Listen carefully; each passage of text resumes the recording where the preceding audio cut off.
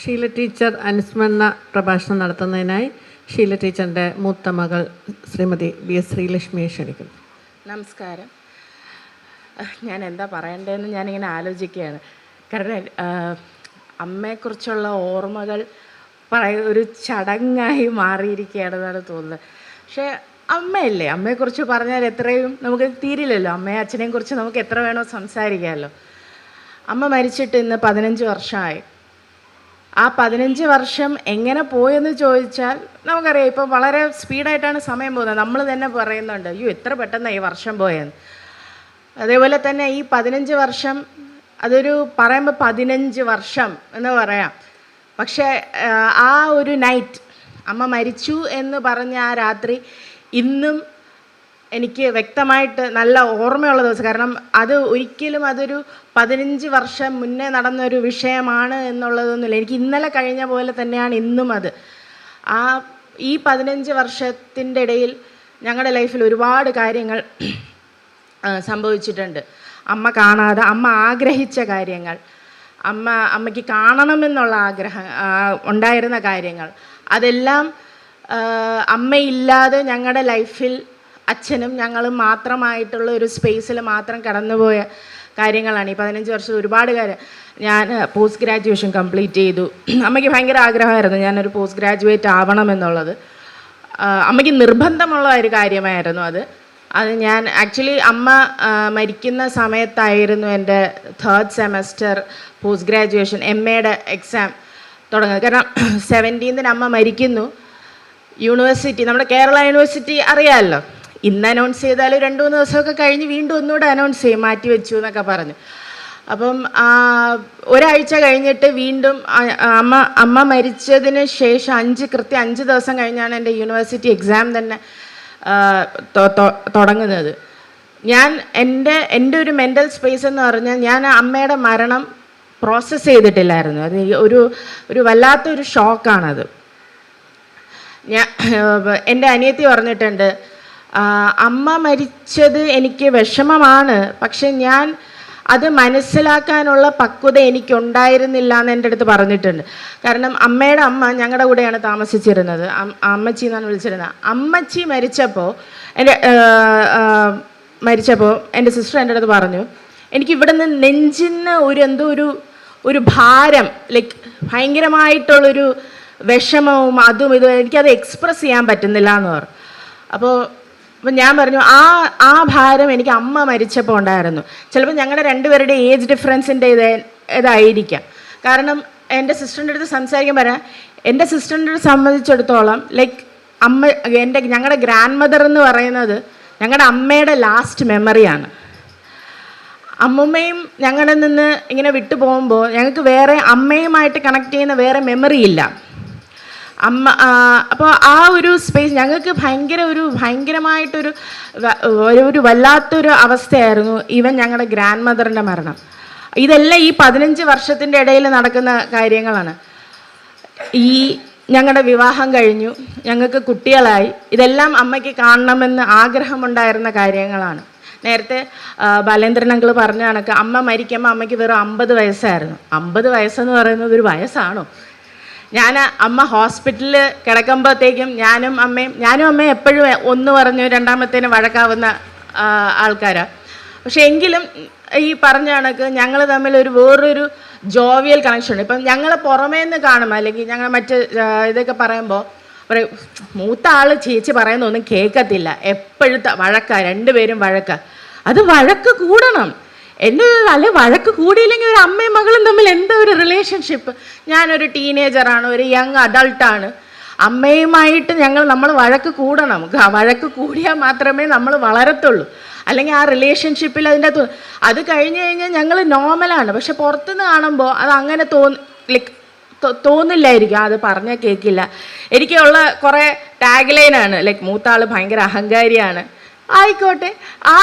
പക്ഷേ ഈ പറഞ്ഞാൽ കേൾക്കാത്തതിൻ്റെ ഒരു മൈൻഡ് സെറ്റിൽ ഇങ്ങനെ അവർ കാണുന്നത് അങ്ങനെയാണ്. പക്ഷെ ഞാനും അമ്മയും, അല്ലെങ്കിൽ ഞാൻ അച്ഛനടുത്ത് തന്നെ വളരെ റീസെൻ്റ്ലി സംസാരിച്ചോടെ, പുറമേ നിന്ന് കാണുന്നവർക്ക് പല രീതിയിൽ നമ്മളെ ജഡ്ജ് ചെയ്യാം. പക്ഷേ അച്ഛൻ, അമ്മ, ഞാനും എൻ്റെ അനിയത്തിയും അടങ്ങുന്നൊരു സ്പേസ്, അത് നമ്മൾ മാത്രമല്ല എല്ലാവരും ആ ഒരു ഫാമിലി സ്പേസ് എന്ന് പറയുന്നത് നമ്മുടെ മാത്രം സ്പേസാണ്. അവിടെ നമ്മൾ നമ്മുടെ പാരൻസിൻ്റെ അടുത്തോ, നമുക്കിപ്പോൾ സഹോദരങ്ങളുണ്ടെങ്കിൽ ആ സ്പേസ് ഇപ്പോൾ ജസ്റ്റ് ഒന്ന് വന്ന് കണ്ടിട്ട് പോകുന്ന ഒരാൾക്ക് അവർക്ക് അങ്ങനെയൊക്കെ പറയാം, അത് അവരങ്ങനെയാണ് ഇവരിങ്ങനെയാണ്. പക്ഷെ അങ്ങനെയല്ല, ഞങ്ങൾ 4 പേര് നിൽക്കുന്നു, അല്ലെങ്കിൽ ഏതൊരു ഫാമിലി യൂണിറ്റിൽ നിൽക്കുന്ന ഒരു സ്പേസിലെടുത്താൽ നമ്മുടേതായ ഒരു സ്ട്രെങ്ത് ഉണ്ട് അവിടെ. നമ്മുടെ വീക്ക്നെസ്സസ് അറിയുന്നത് ഇവർ ഇത്രയും പേരാണ്, ഈ ഒരു യൂണിറ്റാണ്. ഞങ്ങൾ പല കാര്യങ്ങളും സംസാരിക്കാറുണ്ട്, ഞങ്ങൾ ഒരുപാട് കാര്യങ്ങൾ സംസാരിക്കാറുണ്ട്. ഞങ്ങൾക്ക് ഇതിനെപ്പറ്റി ഒരു ധാരണയില്ലെങ്കിലും അച്ഛൻ്റെ രാഷ്ട്രീയത്തെക്കുറിച്ച് ഞങ്ങൾ വീട്ടിൽ ഇരുന്ന് സംസാരിക്കാറുണ്ട്, എല്ലാം കേൾക്കാറുണ്ട്. അച്ഛൻ്റെ സുഹൃത്തുക്കളൊക്കെ എന്ന് പറയുന്ന വലിയ ആൾക്കാരാണ്. അവരെയൊക്കെ ഞങ്ങൾക്ക് വളരെ പേഴ്സണലി അറിയുന്നതാണ് ഞങ്ങൾ അവിടെ ഇരുന്ന് സംസാരിക്കുന്നത്, ഞങ്ങളുടെ ഒപ്പീനിയൻസ് പറയുന്നത്. കാരണം അങ്ങനെ ഒരു സ്പേസ് അതൊരു ഈസി സ്പേസ് അല്ല. ഈ ഇടയ്ക്ക് ഞാൻ എൻ്റെ ഒരു സുഹൃത്തുമായിട്ട് ഇങ്ങനെ സംസാരിച്ചുകൊണ്ടിരുന്നപ്പോൾ പറഞ്ഞ്, ഇങ്ങനെ ആ കുട്ടിയുടെ പാരൻസുമായിട്ടുള്ള ഇഷ്യൂസ് ഇങ്ങനെ സംസാരിച്ചുകൊണ്ടിരുന്നപ്പോഴത്തേക്ക് എൻ്റെ അടുത്ത് എന്തോന്നോ പറഞ്ഞപ്പോഴത്തേക്കും ഇയാൾക്ക് മനസ്സിലായില്ലേ എന്ന് ചോദിച്ചു. ഞാൻ പറഞ്ഞു എനിക്ക് മനസ്സിലായില്ല, എൻ്റെ വീട്ടിലെ സാഹചര്യം വാസ് ടോട്ടലി ഡിഫറെൻറ്റ്. എനിക്ക് അങ്ങനെയാണ് ഇങ്ങനെയാണെന്ന് പറഞ്ഞാൽ അങ്ങനെയല്ല എൻ്റെ അച്ഛനും അമ്മയും ഞങ്ങളെ വളർത്തിയതെന്ന് ഞങ്ങൾക്ക് വ്യക്തമായ ധാരണയുണ്ട്. അതുകൊണ്ട് പല ഇതിലും ഞങ്ങൾക്ക് ഒപ്പീനിയൻസ് ഉണ്ട്. ആ ഒപ്പീനിയൻസ് മറ്റുള്ളവർ കാണുമ്പോൾ അത് ചിലപ്പോൾ അഹങ്കാരമായിട്ടും അല്ലെങ്കിൽ ഭയങ്കര എന്താ പറയുക ഇച്ചിരി ആറ്റിറ്റ്യൂഡ് പ്രോബ്ലം ഉള്ളവരായിട്ടും ഒക്കെ നമ്മളെ ലേബൽ ചെയ്യുന്നു. അത് ഇറ്റ്സ് ഫൈൻ, അത് കുഴപ്പമില്ല. കാരണം I M always grateful for my parents, especially എൻ്റെ അമ്മയുടെ അടുത്ത്. കാരണം ഞങ്ങളുടെ ഒപ്പീനിയൻസ് കേൾക്കാനുള്ളൊരു മനസ്സ് നമ്മുടെ പാരൻസിന് ഉണ്ടാവുന്നത് തന്നെ ഒരു വലിയ കാര്യമാണ്. ഇന്നത്തെ സാഹചര്യം നമ്മളിപ്പോൾ കുറച്ച് മുമ്പേ എനിക്ക് മുന്നേ സംസാരിച്ചവരെല്ലാവരും പറയുന്നത് ഇപ്പോഴും കുട്ടികൾ ആത്മഹത്യയ്ക്ക് പോകുന്നു. അത് എന്തുകൊണ്ട് സംഭവിക്കുന്നു എന്ന് ചോദിച്ചാൽ ഇത് എൻ്റെ ഒരു പേഴ്സണൽ ഒബ്സർവേഷനാണ്. അവർക്കൊരു സേഫ് സ്പേസ് ഇല്ല. ഇപ്പം ഒരാൾ പുറത്തുനിന്ന് ശാസിക്കുകയോ അല്ലെങ്കിൽ വർക്ക് പ്രഷറോ അല്ലെങ്കിൽ സ്കൂളിലോ ഇതൊക്കെയല്ല, അവർക്ക് വീട്ടിൽ ചെന്ന് സംസാരിക്കാൻ അവരുടെ അച്ഛനും അമ്മയും ഓപ്പൺ അല്ല. അതൊരു വലിയ പ്രശ്നമാണ്. നമ്മുടെ അച്ഛനും അമ്മയും നമുക്ക് വേറെ ആരും വേണ്ട, അച്ഛനും അമ്മയും നമ്മുടെ അടുത്ത് ഓപ്പൺ അല്ലെങ്കിൽ നമ്മൾ ഒരിക്കലും അവരുടെ അടുത്ത് ഒന്നിനും പോകത്തില്ല. നമ്മൾ അവരിൽ നിന്ന് മാറിക്കൊണ്ടേയിരിക്കും. എത്ര ദൂരം പോകാവോ അത്രയും ദൂരം നമ്മൾ പോകും. അവരുടെ അടുത്ത് സംസാരിക്കത്തില്ല, അവരുടെ അടുത്ത് ഇൻവോൾവ് ചെയ്യണമെന്ന് തോന്നത്തില്ല. ഒരു അകൽച്ച വരുമ്പോൾ അവരുടെ ഉള്ളിൽ ആ ഫ്രസ്ട്രേഷൻ വരും. അങ്ങനെ വരുമ്പോഴാണ് ആ ഫ്രസ്ട്രേഷൻ അവരത് കുറയ്ക്കാൻ വേണ്ടിയാണ് ഈ മറ്റ് പരിപാടികളിലേക്ക് പോകുന്നത്. അത് ഇപ്പം നമുക്ക് ഓൺലൈൻ ചീറ്റിംഗ് ആവാം, അല്ലെങ്കിൽ ഡ്രഗ് അബ്യൂസ് ആവാം. ഇതിനെല്ലാം അവർ പോകുന്നതെന്ന് പറഞ്ഞാൽ അവർക്ക് ആ ഒരു സേഫ് സ്പേസ് വീട്ടിൽ കിട്ടുന്നില്ല. വീട്ടിൽ ആ സേഫ് സ്പേസ് ഇല്ലാണ്ടാവുമ്പോൾ പറ്റുന്ന പ്രശ്നങ്ങളാണ് എല്ലായിടത്തും നടക്കുന്നത്. നമ്മൾ ഒരു കുട്ടിയെ വളർത്തുമ്പോൾ, പ്രത്യേകിച്ച് പെൺകുട്ടികളെ വളർത്തുമ്പോൾ പൊതുവെ അമ്മമാർ പറയുന്നത് അല്ലാന്ന് ആർക്കും പറയാൻ പറ്റത്തില്ല. 90% അല്ലെങ്കിൽ 99% അമ്മമാരും പെൺകുട്ടികളെ വളർത്തുന്നത് അവർക്ക് അതിനെക്കുറിച്ച് ഒരു ധാരണ പോലും ഇല്ലാത്ത പ്രായത്തിലേ പറഞ്ഞു തുടങ്ങുന്നത്, നീ ഇങ്ങനെ നടന്നോ, നാളെ ഒരു വീട്ടിൽ പോകാനുള്ളതാണ്. സ്ഥിരം ഡയലോഗാണിത്. 99% അമ്മമാരും വീട്ടിലെ സ്ത്രീ കഥാപാത്രങ്ങളും ഒരു പെൺകുട്ടിയുടെ മുഖത്ത് നോക്കി ആദ്യം പറയുന്നത് ആ കൊച്ചിന് അതിനെക്കുറിച്ച് ഒരു ധാരണയും ഉണ്ടാവത്തില്ല. ആ കുട്ടി തന്നെ ക്ലൂലെസ് ആയിരിക്കും. ആ കുട്ടിയുടെ മുഖത്ത് നോക്കണം, നീ നാളെ ഒരു വീട്ടിൽ പോകാനുള്ളതാണ്, ഞാൻ എന്തിനാ വേറൊരു വീട്ടിൽ പോകണം. ആ കുട്ടിക്ക് അതുപോലെ പ്രോസസ്സ് ചെയ്യാൻ പറ്റുന്നില്ല. എപ്പോഴും അതങ്ങനെ. ആ സമയത്ത് എൻ്റെ അമ്മ എന്നോടത് പറഞ്ഞിട്ടില്ല, അതുകൊണ്ടാണ് ഞാനത് പറയുന്നത്. എൻ്റെ അമ്മ എന്നോട് പറഞ്ഞത്, നീ പഠിച്ച് നിനക്ക് പഠിക്കുക, നീ നല്ല രീതിയിലെത്തുക, നീ ഇൻഡിപെൻഡൻ്റ് ആവുക, അത് നിൻ്റെ ആവശ്യമാണ് എന്ന് മാത്രമാണ് അമ്മ എൻ്റെ അടുത്ത് പറഞ്ഞിട്ടുള്ളത്. അല്ലാതെ വേറൊരു വീട്ടിൽ പോവുക അല്ലെങ്കിൽ എല്ലാവരെയും എനിക്കറിയാം, എനിക്ക് നേരിട്ട് പരിചയമുള്ള എൻ്റെ ബന്ധുക്കളുടെ ഇടയിൽ പോലും ഞാൻ കേൾക്കുന്ന ഒരു കാര്യം ഇതാണ്, നീ നാളെ വേറൊരു വീട്ടിൽ പോവേണ്ടതാണ്. അല്ലെങ്കിൽ ആൺകുട്ടികളുടെ അടുത്ത് പറയും, എന്താ പറയാം, നാളെ ഒരുത്തിയെ കൊണ്ടുവരാനുള്ളതാണ്. അതെന്താ അങ്ങനെ? അതിൻ്റെ ലോജിക്ക് എന്താണ്? തന്നെ ആൺകുട്ടിയെ വളർത്തി മോശമാക്കി വൃത്തികേടാക്കിയിട്ട് ആ പയ്യൻ്റെ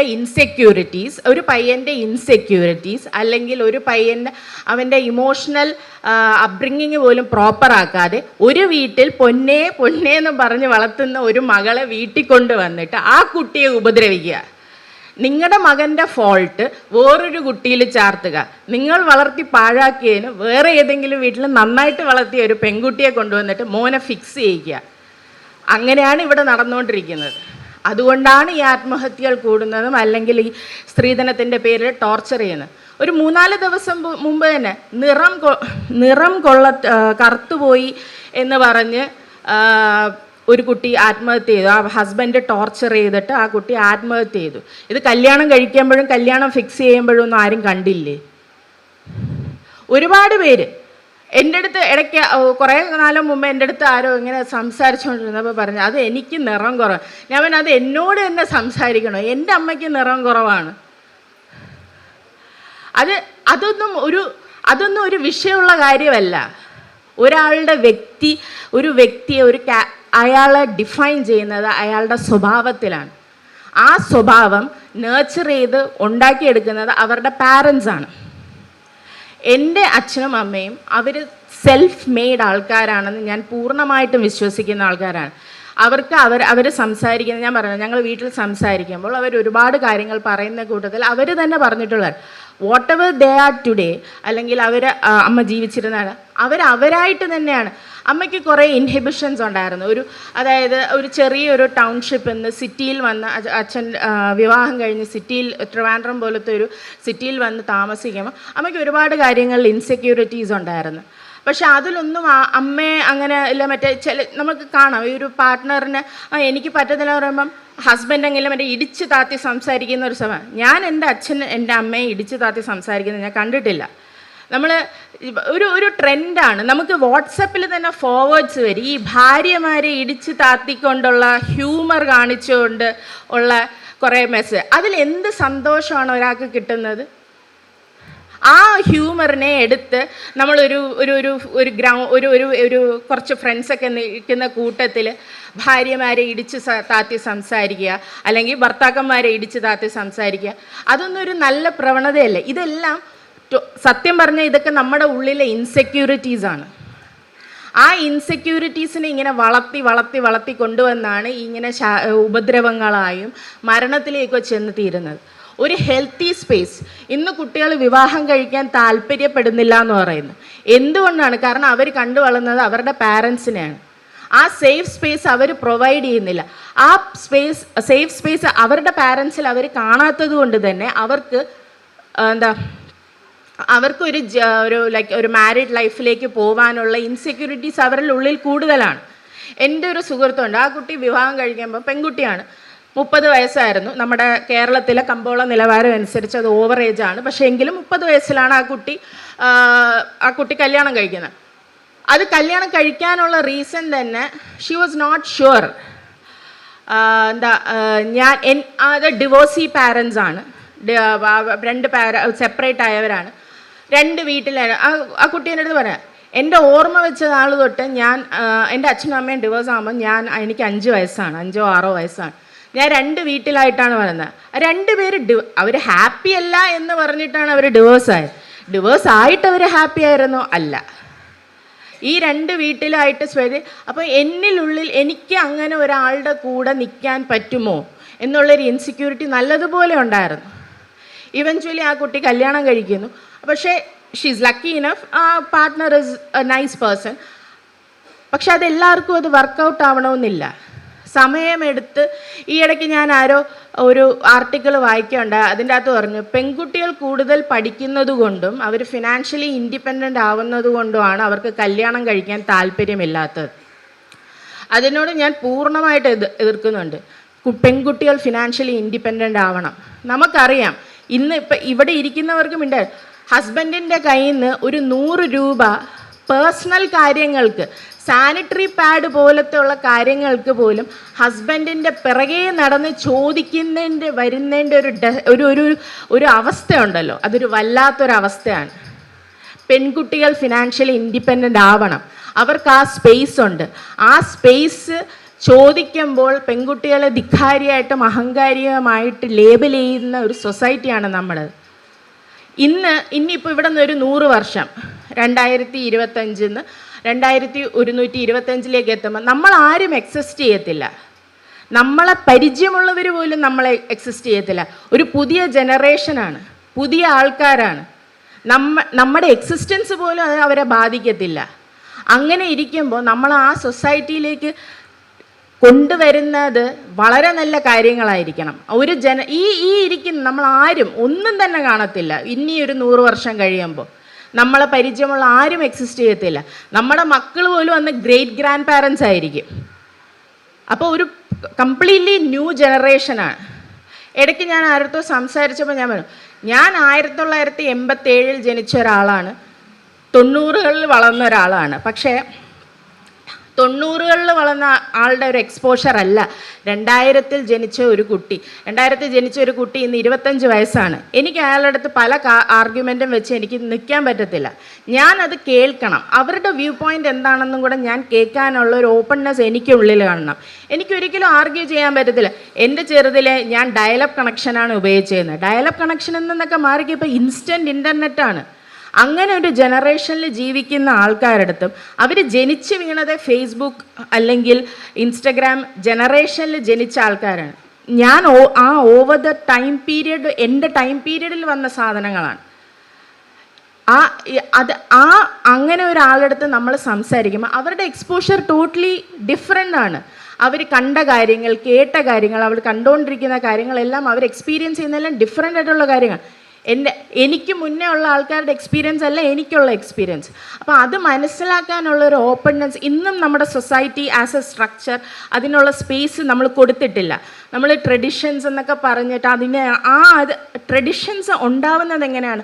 ഒരു എക്സിസ്റ്റിംഗ് ആയിട്ടുള്ള ഒരു സാധനം ബ്രേക്ക് ചെയ്ത് അത് പുതിയ സൊസൈറ്റി അല്ലെങ്കിൽ പുതിയ ജനറേഷനിലേക്ക് അത് കൊണ്ടുവരുമ്പോഴാണ് ആ ട്രഡീഷൻസ് വീണ്ടും വീണ്ടും വീണ്ടും വന്നുകൊണ്ടിരിക്കുന്നത്. പണ്ടത്തെ ട്രഡീഷൻ അനുസരിച്ചാണെങ്കിൽ പല പല കാര്യങ്ങളുണ്ടല്ലോ. നമുക്ക് ഇപ്പോൾ കേരളത്തിൻ്റെ ഹിസ്റ്ററി എടുക്കുകയാണെങ്കിൽ സ്ത്രീകൾക്ക് മേലാട് ഒന്നും ഇടാൻ പറ്റത്തില്ല. നമ്മളത് ബ്രേക്ക് ചെയ്തില്ലേ?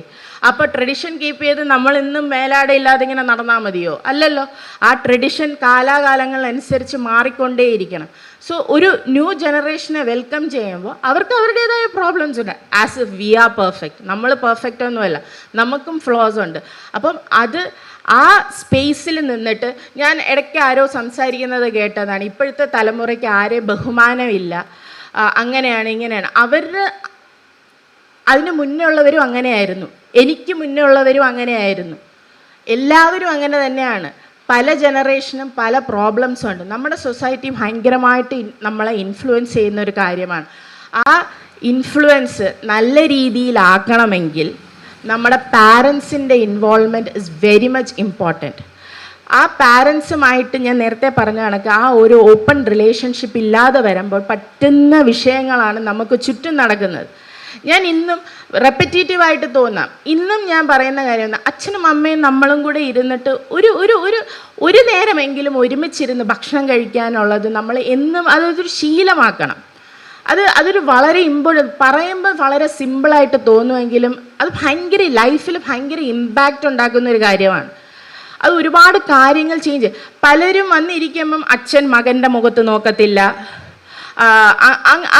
അല്ലെങ്കിൽ അവർ തമ്മിൽ സംസാരിക്കുന്നില്ല.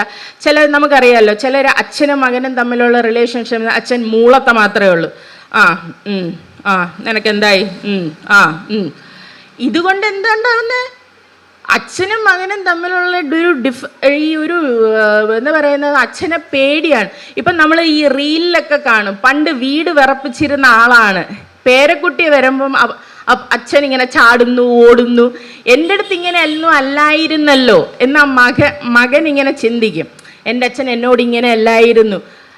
ആ ഒരു കമ്മ്യൂണിക്കേഷൻ ഗ്യാപ്പ് വരും. അച്ഛൻ വരുമ്പം നമ്മളിങ്ങനെ പേടിച്ച് നിൽക്കണം എന്ന് പറയും. എൻ്റെ അച്ഛനെ എനിക്ക് പേടിയില്ലെന്നില്ല, എൻ്റെ അച്ഛനെ എനിക്ക് പേടിയും റെസ്പെക്റ്റും അതൊക്കെ. പക്ഷെ ദാറ്റ്സ് എ ഡിഫറെൻറ്റ് റിലേഷൻഷിപ്പ്. ഒരു റിലേഷൻഷിപ്പ് നമ്മൾ മെയിൻ ചെയ്യുക, അത് ഏതൊരു ഇതായാലും വളരെ നല്ല രീതിയിൽ നല്ല രീതിയിൽ അത് കൊണ്ടുപോകാൻ ശ്രമിക്കുക. നമ്മൾ അങ്ങോട്ടും ഇങ്ങോട്ടും, നമ്മുടെ മെയിൻ പ്രോബ്ലം എന്ന് പറയുന്നത് നമ്മുടെ കമ്മ്യൂണിക്കേഷനാണ്. നമ്മൾ അങ്ങോട്ടും ഇങ്ങോട്ടും സംസാരിക്കാതെ വരുമ്പോൾ ഉണ്ടാവുന്ന പ്രശ്നങ്ങൾ. പിന്നെ അമ്മമാരുടെ പ്രത്യേകത എന്ന് പറഞ്ഞാൽ നമ്മളൊന്നും പറഞ്ഞില്ലെങ്കിലും അവർക്കത് മനസ്സിലാവുന്നുള്ള ഒരു കാര്യമാണ്. ഞാനങ്ങനെ എൻ്റെ ഒരു പേഴ്സണൽ ഞാനങ്ങനെ പ്രത്യേകിച്ച് എൻ്റെ പ്രോബ്ലംസ് ഒന്നും ഞാനങ്ങനെ പുറത്ത് സംസാരിക്കുന്ന ഒരു വ്യക്തിയല്ല. ഞാൻ എൻ്റെ ഇമോഷൻസിൽ കുറച്ച് പ്രൈവറ്റായിട്ടിരിക്കുന്ന ഒരാളാണ്. ബട്ട് അമ്മ ഈസ് ലൈക്ക്, അമ്മയ്ക്കത് മനസ്സിലാവും. അതെങ്ങനെയാണെന്ന് ചോദിച്ചാൽ എനിക്കറിയത്തില്ല. അതൊരു ഒരു ഒരു മാജിക് ആണെന്നേ ഞാൻ പറയത്തുള്ളൂ. അത് എല്ലാ അമ്മമാരും അങ്ങനെ തന്നെയാണ്. എന്തെങ്കിലും ഒരു പ്രോബ്ലം ഉണ്ടെങ്കിൽ നമ്മൾ പറയാതെ അവർക്ക് മനസ്സിലാവുന്നത് അതൊരു മെറ്റേണൽ ഇൻസ്റ്റിങ്ക്റ്റിൻ്റെ സൂപ്പർ പവർ ആണെന്നേ ഞാൻ പറയുള്ളൂ. പല കാര്യങ്ങളും അമ്മ നമുക്ക് ചിന്തിക്കാനും ശരിയാണ്, അച്ഛൻ തിരക്കുള്ള ഒരാളാണ്, അമ്മയാണ് കൂടുതൽ സമയം നമ്മളുമായിട്ട് സ്പെൻഡ് ചെയ്തിരുന്നത്. പക്ഷേ അവിടെ അങ്ങനെ അച്ഛൻ ഞങ്ങൾക്ക് അവൈലബിൾ അല്ല എന്ന് ഞങ്ങൾ ഒരിക്കലും പറയത്തില്ല. He was also available. അങ്ങനെ ഞാൻ ബിസിയാണ്, എനിക്ക് എൻ്റെ മക്കളുടെ കാര്യം നോക്കാൻ പറ്റത്തില്ല, എല്ലാം വീട്ടിൽ ഭാര്യയാണ് ചെയ്യുന്നതെന്ന് പറയുന്നത് അതൊരു സ്റ്റുപ്പിഡ് സ്റ്റേറ്റ്മെൻ്റ് ആണ്. If you are not involve with your children, നിങ്ങൾക്ക് ലൈഫിൽ ഭയങ്കര നഷ്ടം സംഭവിക്കും. നമുക്കൊരു ഏജ് ആവുമ്പോൾ നമുക്കത് ഫീൽ ചെയ്യും. ഞാൻ വിചാരിക്കുമ്പോൾ എൻ്റെ മക്കൾ എൻ്റെ അടുത്തില്ലല്ലോ എന്ന് ചിന്തിക്കുമ്പോൾ അത് ഭയങ്കര റിഗ്രറ്റ് ചെയ്യും. അത് പാരൻസ് ഇവഞ്ച്വലി റിഗ്രറ്റ് ചെയ്യുന്ന ഒരു സിറ്റുവേഷൻ വരും. അങ്ങനെയൊന്നും ആവരുത്. നമ്മൾ എല്ലാവരും കുട്ടികളുമായിട്ട് കൂടുതൽ ഇൻവോൾവ് ചെയ്യണം എന്ന് മാത്രമേ ഞാൻ പറയുള്ളൂ. ഇപ്പം ഞാൻ എൻ്റെ ഒഫീഷ്യൽ ലൈഫിൽ നിന്ന് കുറച്ച് പിന്നോട്ട് നിൽക്കുകയാണ്. Because I want more time with my son. I have a son. എനിക്ക് ഭയങ്കര സോഷ്യൽ റെസ്പോൺസിബിലിറ്റിയാണ്. കാരണം ഐ ഹാവ് എ സൺ. അത് ഞാൻ പറയുമ്പോൾ തന്നെ നിങ്ങൾക്ക് മനസ്സിലാവും. അവനെ നന്നായിട്ട് വളർത്തുക. കാരണം ഞാൻ ഹേമന്തിൻ്റെ അടുത്ത് തന്നെ, എൻ്റെ ഹസ്ബൻഡ് ഹേമന്തിൻ്റെ അടുത്ത് ഇങ്ങനെ സംസാരിക്കുമ്പോൾ ഞാൻ പറയും, മകന് 4 വയസ്സേ ഉള്ളെങ്കിലും ഞാൻ വളരെ ഇതായിട്ട് ഞാൻ കാണുന്നതെന്ന് വെച്ചാൽ അവനെ മാക്സിമം ഇൻഡിപെൻഡൻ്റ് ആക്കുക എന്നുള്ളതാണ്. കാരണം വളരെ ഫ്യൂച്ചറിസ്റ്റിക് ആയിട്ട് കാര്യം, അവൻ്റെ ലൈഫിൽ ഒരാൾ വരുമ്പോൾ, അവൻ്റെ പാർട്ട്ണറായിട്ട് വരുമ്പോൾ, I don't want that girl to question me. അവനെ അല്ല, ക്വസ്റ്റ്യൻ മീ. എങ്ങനെയാണ് വളർത്തി വെച്ചിരിക്കുന്നതെന്ന് ആസ് പാരൻസ് ഞങ്ങളെ ക്വസ്റ്റ്യൻ ചെയ്യാൻ പാടില്ല. കാരണം വേറൊരു ഫാമിലി അവരെ വിശ്വസിച്ചേൽപ്പിക്കുന്ന ഒരാളാണ് ഒരു പെൺകുട്ടി. അപ്പോൾ ആ പെൺകുട്ടിയെ നമ്മൾ വളരെ മോശമായിട്ട് ട്രീറ്റ് ചെയ്താൽ, ഒരു പെൺകുട്ടിയുടെ ലൈഫിൽ സംബന്ധിച്ചിടത്തോളം, ആ കുട്ടി 17 ഇയേഴ്സ് 20 ഇയേഴ്സ് ഒരു വീട്ടിൽ ജീവിക്കുന്നു, 21 22. ബാക്കി നമ്മുടെ ഒരു മേജർ ലൈഫ്, ഒരു പെൺകുട്ടിയെ സംബന്ധിച്ചുള്ള ഒരു മേജർ ലൈഫ് നമ്മളൊരു സ്ട്രേഞ്ചറിൻ്റെ വീട്ടിലാണ് ജീവിക്കുന്നത്. ടെക്നിക്കലി സ്പീക്കിംഗ് നമ്മളൊരു സ്ട്രേഞ്ചറിൻ്റെ വീട്ടിലാണ് ജീവിക്കുന്നത്, നമുക്ക് മുൻപരിചയമില്ലാത്ത. അതിപ്പോൾ പ്രേമിച്ച് കല്യാണം കഴിച്ചാലും നമ്മൾ അവരുടെ അച്ഛനും അമ്മയൊന്നും പരിചയപ്പെടുന്നില്ലല്ലോ. നമ്മൾ സ്റ്റിൽ എ സ്ട്രേഞ്ചേഴ്സ് ഹൗസാണ്, സ്റ്റിൽ എ സ്ട്രേഞ്ചർ. നമ്മുടെ വീട്ടിലല്ല. നമുക്ക് നമ്മുടെ വീട്ടിൽ പോകണമെങ്കിൽ നമുക്ക് പെർമിഷൻ ചോദിക്കണം. നമ്മുടെ അച്ഛനും അമ്മയും കാണണമെങ്കിൽ നമ്മൾ പെർമിഷൻ ചോദിക്കണം. അതേസമയം നമ്മൾ ഹസ്ബൻഡിൻ്റെ അടുത്ത് ചോദിക്കുകയാണ്, നിങ്ങൾ ഒരാഴ്ച വന്ന് ഞങ്ങളുടെ വീട്ടിൽ നിൽക്കുമെന്ന് ചോദിച്ചാൽ അവർക്കത് ബുദ്ധിമുട്ടാണ്. പക്ഷെ നമ്മൾ അവരുടെ വീട്ടിലാണ് നിൽക്കുന്നത്, അവരുടെ കാര്യങ്ങൾ നോക്കി, അവരുടെ വീട്ടിലെ കാര്യങ്ങൾ നോക്കി നമ്മൾ നിൽക്കുകയാണ്. ഇടയ്ക്ക് ആരോടത്ത് ചോദിച്ചു, ഒരു ആൺകുട്ടി പെൺകുട്ടിയൊക്കെ നിൽക്കുന്നിടത്ത് ഇങ്ങനെ ക്രൗഡിൽ ഇങ്ങനെ വന്ന് നമ്മുടെ ക്വസ്റ്റ്യൻ ചോദിക്കുമല്ലോ, അവരിങ്ങനെ ചോദിച്ചു, കല്യാണം കഴിഞ്ഞാൽ എവിടെ നിൽക്കാനാണ് താല്പര്യം? ആൺകുട്ടികളെല്ലാം പറയുന്നത് പാരൻസിൻ്റെ കൂടെ. എന്താ നമുക്ക് പാരൻസ് ഇല്ലേ? നമുക്ക് പാരൻസ് ഇല്ലേ? നമ്മുടെ പാരൻസിന് വാല്യൂ ഒന്നുമില്ലേ? അത് ഒരു മെൻറ്റാലിറ്റിയാണ്. Like girls are always taken for granted. അത് ഇപ്പോഴും 2025 ആയിട്ടും നമ്മുടെ സൊസൈറ്റിയിൽ വളരെ എവിഡൻ്റ് ആയിട്ട് കാണുന്ന ഒരു കാര്യമാണ്. Girls are always taken four grand. ഈ ഫെമിനിസം എന്ന് പറഞ്ഞ് എല്ലാവരെയും കുറ്റപ്പെടുത്തി, ഇന്നും ഫെമിനിസത്തിൻ്റെ പ്രോപ്പർ മീനിങ് അറിയാത്ത ആൾക്കാരാണ് ഫെമിനിസത്തെ ക്രിട്ടിസൈസ് ചെയ്യുന്നത്. അല്ലെങ്കിൽ ഫെമിനിസം എന്ന് പറയുന്ന ആണുങ്ങളുടെ മെക്കിട്ട് കയറുന്നതല്ല ഫെമിനിസം, അത് സ്യൂഡോ ഫെമിനിസമാണ്. ഫെമിനിസം എന്ന് പറയുന്നതല്ല, ഫെമിനിസം എന്ന് പറയുന്നത് ആക്ച്വലി ഫൈറ്റ് ചെയ്ത്, ഫെമിനിസം സക്സസ്ഫുൾ ആയതുകൊണ്ടാണ് ഞാൻ ഇന്നിവിടെ നിൽക്കുന്നത്, അല്ലെങ്കിൽ ഇവിടെ ഇരിക്കുന്ന സ്ത്രീകൾ ഇന്ന് ജോലിക്ക് പോകുന്നത്, നമ്മൾ വോട്ട് ചെയ്യുന്നത്, നമ്മൾ പ്രോപ്പറായിട്ട് ഡ്രസ്സ് ചെയ്യുന്നത്, ഇതെല്ലാം ഫെമിനിസത്തിൻ്റെ ഭാഗമാണ്. സപ്രസ്ഡ് ആയിട്ടുള്ള ഒരു കമ്മ്യൂണിറ്റിയെ വോക്കൽ സ്പേസിലേക്ക് കൊണ്ടുവരുന്നതാണ് ഫെമിനിസം. അല്ലാതെ ആരുടെയും മെക്കിട്ട് കയറുന്ന ഒരു ഐഡിയോളജി അല്ല ഫെമിനിസം. അത് മനസ്സിലാക്കാത്തവരാണ് ഇതിങ്ങനെയൊക്കെ കാണിച്ച് ഇങ്ങനെയൊക്കെ നമുക്ക് ഇറിറ്റേഷൻ വരുന്ന കുറച്ച് കാര്യങ്ങളുണ്ടല്ലോ, ആ സംഭവമൊക്കെ വരുന്നത്. എല്ലാ ജെൻഡറിനെയും ഒരുപോലെ കാണുകയും അവർക്ക് ഈക്വൽ സ്പേസ് കിട്ടുകയും ചെയ്യണം എന്ന് പറയുന്ന ഒരു ഐഡിയോളജിയാണ് ഫെമിനിസം. എന്നിട്ടും ഇത്രയും വർഷം കഴിഞ്ഞിട്ടും 2025 ഇത് വീണ്ടും വീണ്ടും എക്സ്പ്ലെയിൻ ചെയ്യേണ്ടി വരുന്നതിൻ്റെ ഒരു സാഡ് റിയാലിറ്റി ഉണ്ട്. അതിൽ നിന്നൊക്കെ മാറി, ഞാൻ നേരത്തെ പറഞ്ഞ കണക്ക്, ഈ 100 വർഷം കഴിയുമ്പോൾ നമ്മൾ ആരും എക്സിസ്റ്റ് ചെയ്യത്തില്ല. ഈ കാണുന്നതായിരിക്കില്ല നമ്മുടെ സൊസൈറ്റി. ഒരുപാട് കാര്യങ്ങളിൽ ചേഞ്ചസ് വരാം. ചിലപ്പോൾ ഇങ്ങനെ പറന്നൊക്കെ പോകുന്ന കാറുകളായിരിക്കും, റോഡൊന്നും കാണത്തില്ലായിരിക്കും, പറയാൻ പറ്റത്തില്ല എന്തായിരിക്കും എന്ന്. ചിലപ്പോൾ ഇതൊന്നും ആയിരിക്കില്ല, ഈ കാണുന്ന ലൈക്ക് മാൻകൈൻഡ് തന്നെ മൊത്തത്തിൽ അങ്ങ് നശിച്ചിട്ട് പുതിയ എന്തെങ്കിലും ആയിരിക്കും വരുന്നത്, പറയാൻ പറ്റത്തില്ല. അപ്പം അതുകൊണ്ട് നമ്മുടെ സൊസൈറ്റി എപ്പോഴും ഓപ്പൺ മൈൻഡഡ് ആയിരിക്കുക. നമ്മുടെ ഒരു കാരണം ഇത് എൻ്റെ മാത്രമല്ല, ലൈക്ക് ഇതാണ് എൻ്റെ അമ്മയുടെ ഒരു എന്താ പറയുക, ഞങ്ങളെ വളർത്തിയതിൻ്റെ ഒരു സ്പേസ് പോലും വളരെ ഓപ്പണായിട്ട്. ഞാൻ നേരത്തെ പറഞ്ഞ കണക്ക് അമ്മ ഭയങ്കര ചെറിയ ചെറിയ ഇൻഹിബിഷൻസ് ഉണ്ടായിരുന്ന ഒരാളാണ്. പക്ഷേ she chose to change herself. അമ്മ ചേഞ്ച് ചെയ്തു എന്ന് പറയുമ്പോൾ ഭയങ്കര അമ്മയുടെ ക്യാരക്ടറിൽ ചേഞ്ച് വന്നിട്ടില്ലായിരുന്നു. അമ്മ വളരെ ഒപ്പീനിയനേറ്റഡ് ആയിരുന്നു. She was strong, she was bold, എല്ലാം അതൊക്കെ തന്നെയാണ്. പക്ഷെ ചില മാറ്റങ്ങൾ, ഇതിങ്ങനെയല്ല, ഇതിങ്ങനെയാണ്, അവരുടെ പെർസ്പെക്റ്റീവ് ഇങ്ങനെയാണ് എന്ന് മനസ്സിലാക്കാനുള്ള ഒരു ഓപ്പൺനെസ് ഞാനത് അമ്മയിൽ കണ്ടാണ് വളർന്നത്. അതുകൊണ്ട് തന്നെ അങ്ങനത്തെ ചില ക്വാളിറ്റീസ് അത് നമ്മൾ അറിഞ്ഞോ അറിയാതോ നമ്മളിലേക്ക് തന്നെ വരും. പിന്നെ അമ്മ ഈ മറ്റേ എനർജിയിൽ ഭയങ്കരമായിട്ട് വിശ്വസിച്ചു. ലൈക്ക് അമ്മ ഭയങ്കര സ്പിരിച്വലായിട്ടുള്ള ഒരാളായിരുന്നു. ഭയങ്കര എല്ലാ അമ്പലത്തിലും പള്ളിയിലും ഒക്കെ പോകുന്ന ഒരാളാണ്. അമ്മയ്ക്ക് ഇന്ന ആളൊന്നൊന്നുമില്ല, അമ്മയ്ക്ക് ഈശ്വരനിൽ വിശ്വാസമുള്ള ആളാണ്. അപ്പം അമ്മ ഭയങ്കര ഈ എനർജിയിൽ വിശ്വസിക്കാൻ, എത്ര വലിയ ആളാണെന്ന് പറഞ്ഞാലും ശരി, ഭയങ്കര അത് സൂപ്പർ റിച്ച് ആയിക്കോട്ടെ, ഭയങ്കര ഇൻഫ്ലുവൻഷ്യൽ, ആ ആളുടെ എനർജി റോങ് ആണെങ്കിൽ അമ്മ ഒരു കാര്യവശാലും അയാളെ അമ്മയുടെ ലൈഫിൽ അമ്മ എൻ്റർടൈൻ ചെയ്യത്തില്ല. കാരണം ആ ആളുടെ എനർജി, അതായത് നമുക്ക് ഇപ്പം ഭയങ്കര നമ്മൾ സൊസൈറ്റി ഡിറ്റർമൈൻ ചെയ്യുന്ന കുറേ ക്വാളിറ്റീസ് ഉണ്ടല്ലോ ഒരാൾ വലിയ ആളാണെന്ന് കാണിക്കാനായിട്ട്, അതൊന്നും അമ്മയ്ക്കൊരു വിഷയമേ ഉണ്ടായിരുന്ന കാര്യമല്ല. നന്നായി പെരുമാറാൻ പഠിക്കുക, ആളുകളോട് ഇടപെടുന്നത് വളരെ, അതായത് ഒരു ഹോട്ടലിലെ വെയിറ്ററിനോടും അല്ലെങ്കിൽ അവിടെ നിൽക്കുന്ന സെക്യൂരിറ്റിയോടും ഇന്ത്യൻ പ്രസിഡൻറ്റിനോടും എല്ലാവരോടും ഒരുപോലെ പെരുമാറാൻ പഠിക്കുക. അല്ലാതെ നമ്മുടെ പ്രിവിലേജ് അനുസരിച്ച് ആളും തരവും നോക്കി സംസാരിക്കുന്നവരോട് അമ്മയ്ക്ക് ഒരു താല്പര്യമില്ലായിരുന്നു. അത് ഞാൻ എപ്പോഴും പറയുകയും ചെയ്യും. എനിക്കും അതാണ് താല്പര്യം. നമ്മുടെ എനർജി വർക്കൗട്ട് ആവാത്തവരെ ഞാനും എൻ്റെ ലൈഫിൽ എൻ്റർടൈൻ ചെയ്യാറില്ല. കാരണം ഇറ്റ്സ് ബാഡ്. അത് കാരണം അത് നമ്മുടെ തോട്ട് പ്രോസസ്സിനെ തന്നെ ഭയങ്കര നെഗറ്റീവായിട്ട് ബാധിക്കുന്ന ഒരു കാര്യമാണ്. You stand tall. നമ്മുടെ ഒപ്പീനിയൻസ് ചിലപ്പോൾ ശരിയാവണമെന്നില്ല, പക്ഷേ ആ ഒപ്പീനിയൻ പറയാനുള്ള ഒരു സ്പേസ് നമ്മൾ ക്രിയേറ്റ് ചെയ്തെടുക്കുക. കാരണം പലർക്ക് ഒരു വിഷയത്തെക്കുറിച്ച് പലർക്കും പല ഒപ്പീനിയനാണ്. അവിടെയാണ് ചർച്ച വരുന്നത്. നമ്മുടെ ന്യൂസിൽ കാണുന്ന ചർച്ച കണക്കല്ല, പക്ഷേ ഹെൽത്തി ആയിട്ടുള്ള ചർച്ചകൾ വരുന്ന ആ ചർച്ചകൾ വീടുകളിൽ തുടങ്ങണം. വീടുകളിൽ തുടങ്ങിയാൽ മാത്രമേ അതിനൊരു ബെറ്റർ, കാരണം നമ്മൾ വീട്ടിൽ നിന്നാണല്ലോ നമ്മൾ സൊസൈറ്റിയിലോട്ട് പോകുന്നത്. പിന്നെ ജീവിതകാലം മൊത്തം നമ്മൾ പോകുന്ന ഒരു ഇതുണ്ട്, ആളുകൾ എന്ത് പറയുമെന്ന്. ആ ഒരു കോൺസെപ്റ്റിൽ ഞാൻ വളർന്നിട്ടില്ല. ആളുകൾ എന്ത് പറയും, ആളെന്ത് വിചാരിക്കും, അങ്ങനെ ജീവിച്ചു കഴിഞ്ഞാൽ നമ്മൾ ജീവിക്കത്തുമില്ല. നമ്മൾ ജീവിക്കുക, നമ്മുടെ ഒപ്പീനിയൻസ് നമ്മൾ പറയുക, you stand tall, you share your ideas, no matter how. നിങ്ങൾ തെറ്റായിരിക്കാം പറയുന്നത് അല്ലെങ്കിൽ ശരിയായിരിക്കാം, ബട്ട് അതൊക്കെ നിങ്ങൾ പറയുക, നിങ്ങൾ സംസാരിക്കുക, നിങ്ങളുടെ ഒപ്പീനിയൻ. നിങ്ങൾ ഡിസ്റ്റർബ്ഡ് ആകുമ്പോൾ നിങ്ങളുടെ ഇമോഷൻസ് നിങ്ങൾ പുറത്ത് പറയുക. അതെല്ലാം വളരെ എവിഡൻ്റ് ആയിട്ട് നിൽക്കുക. എന്നാൽ മാത്രമേ നമ്മൾ ഫിസിക്കൽ മാത്രമല്ല മാനസികമായിട്ടും നമ്മൾ വളരണമെങ്കിൽ ഈ നമ്മുടെ ഒപ്പീനിയൻസ് നമ്മൾ ഷെയർ ചെയ്യേണ്ടത് വലിയൊരു കാര്യമാണ്.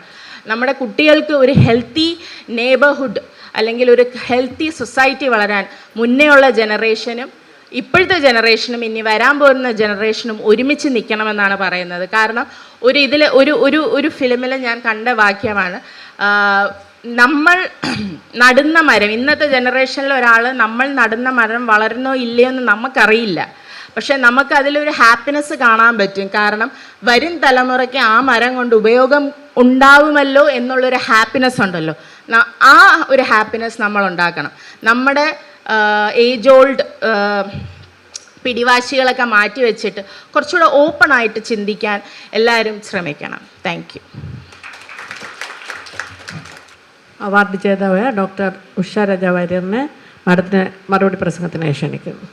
വേദിയിലും സദസ്സിലും ഇരിക്കുന്ന പ്രമുഖ വ്യക്തിത്വങ്ങൾ, എല്ലാവർക്കും എൻ്റെ വിനീതമായ നമസ്കാരം. വളരെ ദീർഘമായ ഒരു പ്രഭാഷണത്തിനുള്ള ഒരു സമയമല്ല ഇതെന്ന് ഞാൻ മനസ്സിലാക്കുന്നു. കാരണം ഇപ്പോൾ തന്നെ സമയം വളരെയധികം എടുത്തിരിക്കുകയാണ്. നിങ്ങൾക്കൊക്കെ നിങ്ങളുടെയൊക്കെ മാനസികാവസ്ഥ എന്താണെന്ന് ഞാനിങ്ങനെ ചിന്തിച്ചുകൊണ്ടിരിക്കുകയായിരുന്നു. എന്തായാലും ഇന്നത്തെ ദിവസത്തിന് വളരെയധികം പ്രത്യേകതയുണ്ട്. ഒന്ന്, കർമ്മനിരതയായ ഒരു വനിതാ രത്നത്തിൻ്റെ പേരിൽ അതിൻ്റെ അനുസ്മരണ ചടങ്ങ്, ആ പേരിൽ കൊടുക്കുന്ന ഒരു സമ്മാനം, ഇത് രണ്ടും. ഇതിനൊരു പ്രത്യേകതയുള്ളത് എന്ന് പറഞ്ഞാൽ 50-ാമത്തെ വയസ്സിലാണ് ഷീല ടീച്ചർ പോയി എന്ന് പറയുന്നു. എൻ്റെയും 50-ാമത്തെ വയസ്സാണ്. മറ്റൊന്ന്, അതും ഒരു അധ്യാപികയായിരുന്നു, ഞാനും ഒരു അധ്യാപികയാണ്. ഇങ്ങനെ കുറച്ച് കോമൺ ഫാക്ടേഴ്സ് ഇതിനകത്ത് വന്നിരിക്കുകയാണ്. ഇനി മറ്റൊരു പ്രത്യേകത, ഇന്നത്തെ ദിവസം എൻ്റെ മകൾക്ക് ഞാൻ ജന്മം കൊടുത്ത ദിനമാണ്. അങ്ങനെ ഒരു പ്രത്യേകത കൂടി ഇന്നത്തെ ദിനത്തിനുണ്ട്. എന്തായാലും ഒരുപാട് സന്തോഷത്തിൻ്റെ നിമിഷത്തിലാണ് ഞാനിപ്പോൾ. അവാർഡ് കിട്ടിയതിലും വളരെ സന്തോഷം. എനിക്ക് പറയാനുള്ളത് BSSനെ കുറിച്ചാണ് ആദ്യം സംസാരിക്കാനുള്ളത്. BSS എന്ന് പറയുന്നത് സ്കിൽ എൻഹാൻസ്മെൻറ്റ് കോഴ്സിൻ്റെ ഒരു സ്ഥാപനമാണ്. വളരെ കാലം മുൻപ് തൊട്ട് തന്നെ ഇത് ആരംഭിച്ചു കഴിഞ്ഞു. ശരിക്കും കേരള സർവകലാശാല ഇപ്പോൾ 4 ഇയർ UG സ്റ്റാർട്ട് ചെയ്ത സമയത്ത് മാത്രമാണ് സ്കിൽ എൻഹാൻസ്മെൻറ്റ് കോഴ്സ് എന്ന് പറയുന്ന ഒരു പാഠ്യപദ്ധതിക്ക് രൂപം കൊടുത്തത്. ഡിഗ്രി ഇപ്പോൾ പഠിച്ചു വരുന്ന ഡിഗ്രി കുട്ടികൾക്ക് മാത്രമാണ്, അവർക്ക് ഇഷ്ടമുള്ള വിഷയം തിരഞ്ഞെടുക്കാനുള്ള ഒരു അവസരം കൊടുത്തിരിക്കുന്നത് ഇപ്പോൾ മാത്രമാണ്. പക്ഷേ ഇത് പാശ്ചാത്യ രാജ്യങ്ങളിൽ വളരെ ചെറുപ്പകാലത്തിൽ തന്നെ കുട്ടികളുടെ കഴിവിനെ കണ്ടെത്താനുള്ള ഒരു അവസരം അവർക്ക് കൊടുത്തിരുന്നു. കൊച്ചുകുട്ടികൾ തന്നെ പഠിച്ചുകൊണ്ടിരിക്കുന്ന സ്കൂൾ ടൈമിൽ തന്നെ അവരുടെ താല്പര്യം ഏതൊക്കെ മേഖലകളിലാണ് എന്ന് കണ്ടെത്തിയിട്ട് ആ മേഖലകളിലേക്ക് അവരെ തിരിച്ചുവിടാനും അതിലേക്ക് അവരെ ഫോക്കസ് ചെയ്യാനും അതിൽ വേണ്ട അഡ്വൈസുകളും അവരെ ഏതൊക്കെ രീതിയിൽ പ്രൊമോട്ട് ചെയ്യാൻ പറ്റുമോ, ഏതൊക്കെ രീതിയിലുള്ള അവസരങ്ങളാണോ അവർക്ക് കൊടുക്കേണ്ടത്, അത് കൊടുക്കാനുള്ള താല്പര്യം വളരെ പണ്ട് മുതലേ പാശ്ചാത്യ രാജ്യങ്ങളിലുണ്ടായിരുന്നു. ഇവിടെയും ഉണ്ടായിരുന്നു. നമ്മൾ മനസ്സിലാക്കുന്നത് ഇവിടെ ഇല്ലാത്തതാണ് അവിടെ നോക്കി പഠിക്കേണ്ടത് എന്നല്ല ഞാൻ പറഞ്ഞു വന്നത്. ഇപ്പോൾ അവിടെയുണ്ട്, പണ്ട് ഇവിടെ ഉണ്ടായിരുന്നു, ഇപ്പോൾ ഇവിടെ ഇല്ലാത്തതും എന്നാണ് ഞാൻ പറഞ്ഞു വന്നത്. ഇവിടെ ഗുരുകുല വിദ്യാഭ്യാസം ഉണ്ടായിരുന്ന ഒരു കാലം ഉണ്ടായിരുന്നു നമുക്ക്. എല്ലാ കുട്ടികളെയും ഒരു നിശ്ചിത പ്രായം കഴിയുമ്പോൾ, അതായത് പ്രത്യേകിച്ച് ഒരു 8 വയസ്സിന് ശേഷമോ അല്ലെങ്കിൽ 12 വയസ്സിന് ശേഷമോ ആണ് അന്ന് ഗുരുകുലങ്ങളിലേക്ക് അയച്ചിരുന്നത്.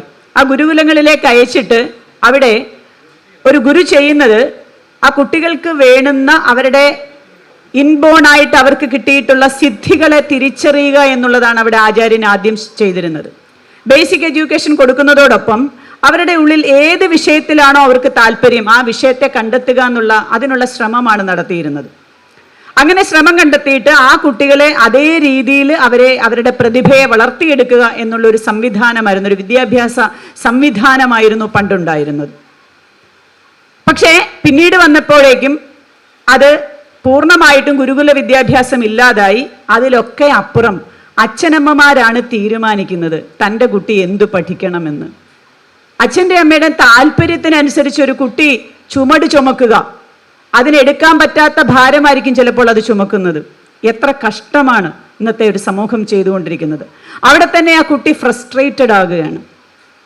എന്ന് മാത്രമല്ല, ഈ അച്ഛനും അമ്മയും ആഗ്രഹിച്ച തലത്തിലേക്ക് കുട്ടിയെ ഉയർത്തിക്കൊണ്ടുവരാൻ വേണ്ടിയിട്ട് ഇവർ ഇത്രയും വലിയ കഠിന പരിശ്രമം ചെയ്യുന്നതേ ഉള്ളൂ.